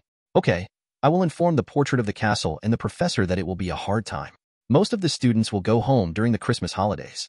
Then we can have a full inspection of the castle. Dumbledore pondered for a while before making this decision. The next day, as if to set off the restless atmosphere surrounding Hogwarts, the night's flakes of snow turned into blizzards. In desperation, the last herbal medicine class of the semester was cancelled. But Professor Sprout isn't resting on her laurels. She's wrapping a scarf around the mandala in case something goes wrong. You know, this is an important material to save Mrs. Norris and Colin Creevey. It was a very bad day for Harry, because everyone looked at him strangely, and when someone saw him coming, they would subconsciously back away, as if he would suddenly open his fangs and swallow himself. Harry wanted to follow Hermione's suggestion to explain the situation to Justin, but was stopped by some of Justin's Hufflepuff roommates. Of course, if Ernie Macmillan, Hannah Abbott, and others were not so pale at that time, perhaps Harry's heart would feel better. In fact, after some conversation, everyone took him for an evil dark wizard. In the end, Harry didn't see Justin either, so he could only leave angrily. The blizzard outside the castle and the gloomy attitude made the whole school terrified. But compared to the bad weather outside, Harry's mood was also extremely down. I belong to Gryffindor, Harry comforted himself, but he always remembered that he was going to be sorted into Slytherin by the sorting hat. But what made Harry even more anxious was that everyone thought he was the heir to the Chamber of Secrets, but he knew that the murderer of the attack was still hidden. Harry thought that he had exposed his old tongue, and that being considered by everyone as the murderer of the attack was already the worst thing that could happen. But what he didn't expect was that even if he was wandering in the hallway because he was sulking, he would encounter even worse things. Chapter 38: The Third Attack. That's right, the third attack happened, and as luck would have it, Harry was the first to arrive at the scene of the incident. In addition to Nick, who was almost headless, the target of the attack was Justin Finleyry, whom everyone thought Harry wanted to kill. Perhaps, this is the suffering that the Savior has to endure. Before Harry could sneak away from the scene, he was discovered by Peeves. Then, all the little wizards knew about the third attack. Of course, when they saw that the person being attacked was Justin, the expressions of everyone looking at Harry changed. When everyone saw the almost headless Nick lying motionless on the ground, especially after the other party had changed from transparent milky white to black and smoky, they panicked even more. The panic caused by the 2 previous attacks has largely dissipated. But after Harry exposed his old tongue, everyone became uneasy. The occurrence of the third attack made this uneasiness quickly turn into panic. When Eisen arrived on the scene, Justin and nearly headless Nick were already surrounded by teachers and students. The teachers had to start maintaining order. I was caught on the spot. Ernie pointed his finger at Harry, who was pushed into the corner with a pale face, and then shouted loudly, "You still said you didn't encourage that snake to attack Justin. You must know he was born a muggle. That's why I'm so relentless." "Enough, Ernie." Professor McGonagall sternly stopped Ernie from continuing. "Oh, Potter, you bastard. It's funny to see what you did. You killed the students." Peeves floated above everyone's heads, sarcastically mocking Harry. Seeing Harry's pale face, Hermione and Ron, who rushed over, also looked at him worriedly. "Stop it, Peeves." Professor McGonagall roared, causing Peeves to back away quickly. "Professor Flitwick, Professor Eisen, please send Justin to the hospital." Immediately afterwards, Professor McGonagall made arrangements. Lifting Justin up, secretly cast a levitation charm. Eisen and Professor Flitwick easily sent Justin to Madame Pomfrey. Along the way, Eisen's attention remained on Harry. After Professor McGonagall conjures up a fan, he tells Ernie to fan nearly headless Nick away. After the little wizards were dispersed, Professor McGonagall called Harry away alone. "Professor Eisen, did Harry Potter attack him?" Professor Flitwick showed a little sadness on his face. "Of course not, Professor Flitwick." Eisen's tone was firm. "I talked with Professor Dumbledore, and I think the murderer can't be Harry. I think Harry just happened to happen to this." Things spread faster than Eisen imagined, and it took less than half an hour. All of Hogwarts knew that the attack had happened again.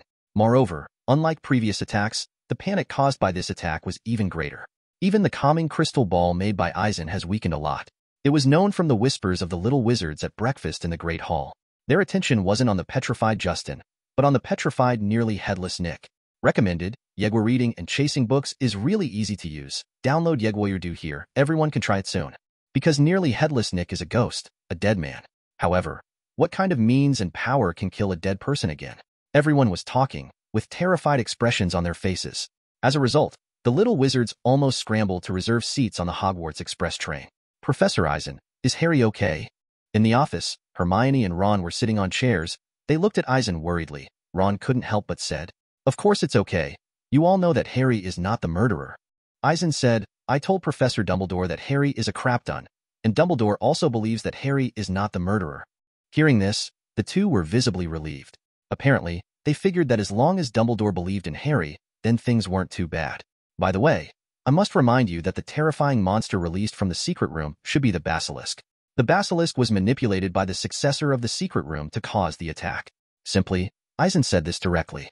"We've known this for a long time," Hermione said, with a trace of doubt on her face. "I also checked some information, but the basilisk does not have the ability to petrify. Think about it, when Mrs. Norris was petrified, the puddle of water on the ground, the camera in Colin's hand, and the transparent, nearly headless Nick," Eisen pointed out. Professor Eisen said that if you look directly at the basilisk, you won't be killed, but petrified. Hermione's eyes lit up immediately, and she stared at Eisen with a look of surprise. "That's right. So in order to prevent some accidents, I think you need to wear these during this time." Nodding, Eisen handed over some sunglasses. "But if you say that you will be killed if you look at the basilisk, wearing sunglasses will not block your vision." After the two took the sunglasses, Hermione quickly discovered the key point of the problem. "I cast magic on it, and I can feel the feedback of magic power or curse. Once that happens, it will automatically block your sight. In fact, as long as you don't meet the eyes of the basilisk, there will be no life dangerous." But Eisen still prepared some countermeasures in advance. "Thank you, Professor Eisen." After putting away her sunglasses, Hermione smiled sweetly. "Professor, you don't have to be afraid of basilisks if you wear it. It's so cool." Ron next to him couldn't wait to put on the sunglasses. "By the way, Hermione, when you were researching the information, you must have found out the weakness of the basilisk." After nodding, Eisen talked about another matter. "You mean the roosters crowing?" Hermione's face showed surprise again. "But Hagrid's cocks were all killed. It must have been done by the heir to the Chamber of Secrets." Ron took off his sunglasses and put them away. As if he had discovered the truth, he stood up from his chair. "You know, Harry has been following together. We don't have a chance to kill Hagrid's cock." "Yeah, so I told Dumbledore that Harry wasn't the murderer." Eisen affirmed Ron's statement, "But I think you might need this thing." Saying this, Eisen had a weird smile on his face. After he stretched out his hand, a tape recorder appeared in his hand. This, after seeing clearly what Eisen was holding. Ron's face turned pale for an instant, as if he had been hit by something. He opened his mouth and said nothing. "Yes, Fred and George's works, I think you must know," Eisen said, pressing the button of the recorder. Suddenly, the sound of cock crowing resounded throughout Eisen's office. Seeing Ron trembling and Hermione frowning, Eisen hammered on the recorder, and the sound disappeared instantly. "I think if you carry it with you, then you don't have to be afraid of the basilisk." Hermione's tone revealed unexpected surprise. Fred's crow recorder broke some time ago. Ron suddenly showed surprise. Heir to the Chamber of Secrets. Eisen nodded, but his face became serious. So you must pay attention. Let Fred and George make some more crowing recorders and keep them secret. After some explanations, the two left without staying here for long. After the Christmas holiday, the entire Hogwarts castle suddenly became empty. Harry was very happy about this. Because most of the students left school, it meant no one was hiding from him in the corridors. It meant no one was pointing fingers anymore. Due to the third attack, Dumbledore had to announce a new decision to ask the teachers to conduct a comprehensive inspection of the entire Hogwarts castle during the Christmas holiday. Chapter 39. The Healing Bracelet. Although Eisen will stay at Hogwarts this Christmas to work with Dumbledore, but for him who has perfectly mastered the invisibility of phantoms, where he wants to go is just a matter of thought. Therefore, Eisen did not object to staying at Hogwarts during the holidays. Christmas dawn has just arrived, and Hogwarts Castle has already been covered with a thick layer of snow. Due to the turmoil of Hogwarts this year, the atmosphere of the whole school has become different. Of course, Eisen didn't pay much attention to these problems. During this time, in addition to his daily practice of enchantments and transfiguration, he continued to further his studies in alchemy. Today, he can finally try to make healing props. In fact, Eisen is not too sure about the success of the production. He only thinks that some problems encountered have been solved, so he can try it once. Since this is the first time to try to make a new magic prop, Eisen needs to use other items besides the unicorn hair that has been impregnated with magic power. So early in the morning, Eisen teleported directly from the dormitory and left Hogwarts, planning to buy some things in the Muggle store. At 7 o'clock in the morning, Eisen returned to Hogwarts Castle and went straight to the room of requirement. In front of Eisen, in addition to the dip-dyed shiny unicorn hair, there is also a transparent glass bracelet. That's right, the healing props produced by Eisen this time are intended to be made into bracelet-shaped props. Originally, Eisen thought that perhaps the unicorn hair could be braided into a bracelet-shaped healing tool. But considering the initial test, the level is still very rough, so I plan to use the glass bracelet to make it. The glass bracelet was placed on the table. Eisen summoned a stream of clear water, and then used the conversion spell to directly convert the characteristics between the two. Immediately, the bracelet had the characteristics of water and became extremely soft. With a thought, the strand of unicorn hair soaked in magic power penetrated directly into the bracelet and transformed into ancient runes, which were arranged and inlaid in the bracelet in a unique way. The runes in the bracelet were continuously woven by the unicorn's hair. Under Eisen's control, the initial work of weaving and inlaying the runes was quickly completed.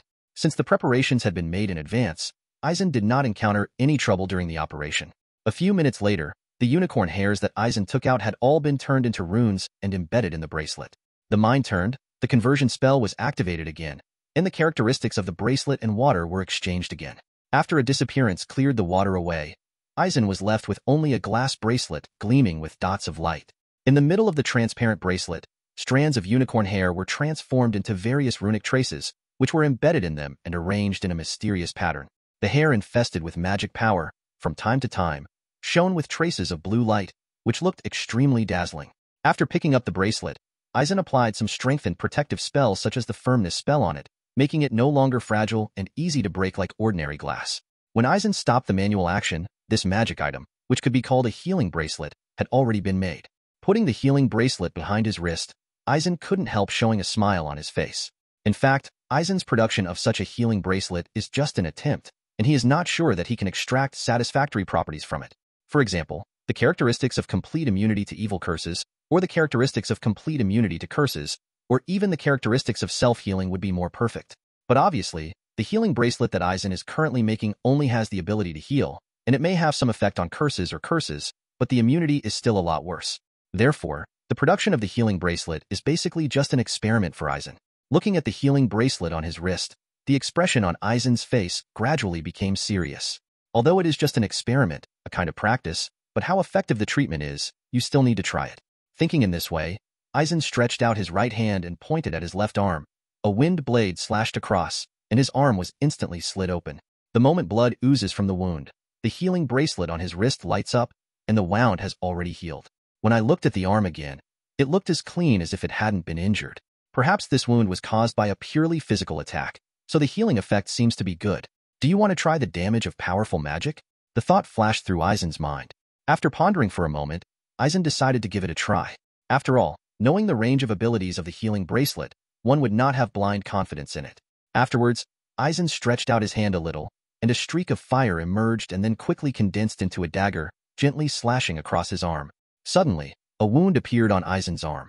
At the same time, the healing bracelet appeared with a faint luster, which seemed to activate the healing function. But Eisen noticed that although the wound did not continue to expand, traces of blood continued to ooze out. A powerful curse force continuously penetrated deeper into the wound, as if it wanted to destroy his body. However, fluorescence appeared on the healing bracelet, and wisps of breath penetrated into the wound from above, restraining the power of the curse within a certain range, preventing it from continuing to destroy his body deeply. Frowning slightly, Eisen's mind moved, and the majestic magic power in his body circulated a few times, and the curse was completely expelled. Afterwards, the wound on the arm quickly healed under the action of the healing bracelet. After trying it, Eisen was a little confused. Judging from the healing effect of the healing bracelet, simple injuries can be easily cured by the healing bracelet, but if you bring the power of the curse, then the effect of the healing bracelet will be greatly reduced.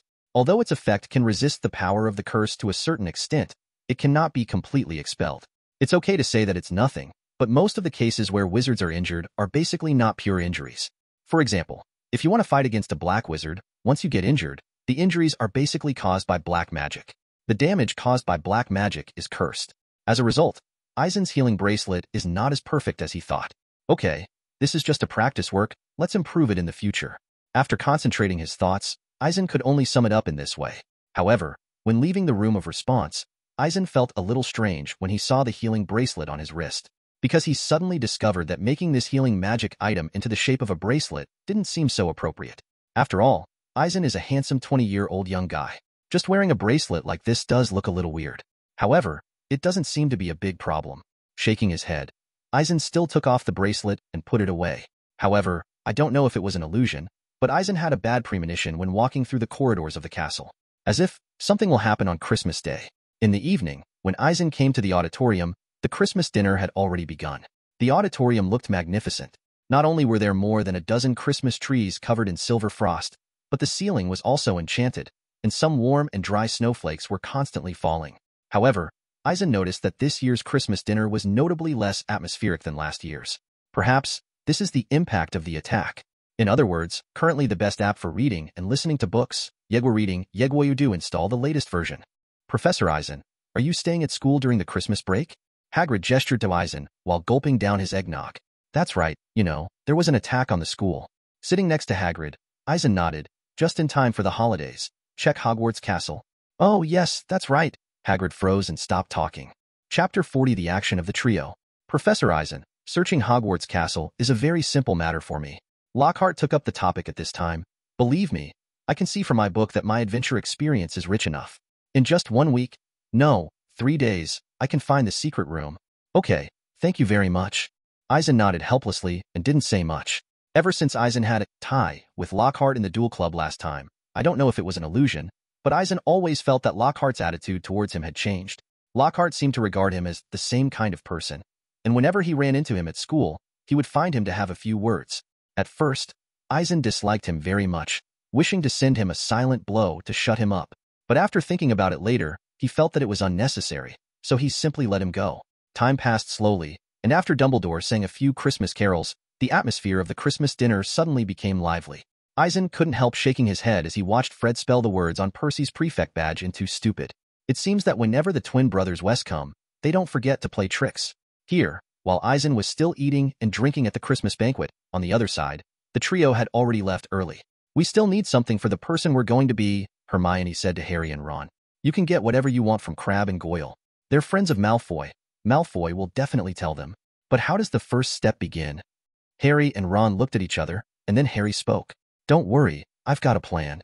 Hermione finished and took out 2 chocolate cakes. I put hypnotics in them. If you can get Crabbe and Goyle to find them, you know how greedy they are. They will definitely eat this. Then, we can pull out a few hairs and hide Crabbe and Goyle. Ron answered, but his eyes showed disbelief. The same was true for Harry next to him. Neither of them could have imagined that Hermione would do something that clearly violated school rules. However, Polyjuice Potion cannot be used without Crabbe and Goyle's hair, and they must implement this plan and ask Malfoy for the truth. So, Harry and Ron had to accept the plan. As for Hermione herself, she confidently took out a vial from her pocket, which contained a strand of hair. It was a hair that fell on her clothes when Millicent grabbed her neck in the dueling club. Poor Hermione, of course she didn't know it at the moment, was actually a cat's hair, not Millicent's. In other words, currently the best app for reading and listening to books. Yegwa reading, Yegwa do install the latest version. The first step in the implementation of the plan seemed perfect to the trio. Harry and Ron placed the hypnotized chocolate cake on the railing next to the hall. As a result, the gluttonous Crabbe and Gore had no doubts when they saw it, and each of them grabbed a piece and ate it with a smile. How stupid they really are, Ron said, and Harry hurried out from behind the armor next to the main entrance and pulled a few hairs from the foreheads of Crabbe and Goyle, who were already lying on the ground. The two then carried Crabbe and Goyle to a locker across the hall. When the two came to Moaning Myrtle's bathroom, Hermione had already brewed the potion. I believe that every link in my plan is fine. Hermione flipped through Powerful Potion, and she could see that she was still a little nervous. After drinking it, we will change back to ourselves in an hour. The potion in front of the three of them looked black, very viscous like mud, and bubbled from time to time. From the appearance alone, it perfectly shows what is called disgusting. What's next? Harry asked. Divide the potion into 3 parts and add your hair, Hermione said, scooping up the potion with a long-handled spoon, divided it into 3 glasses, and added her hair. Log in to continue reading.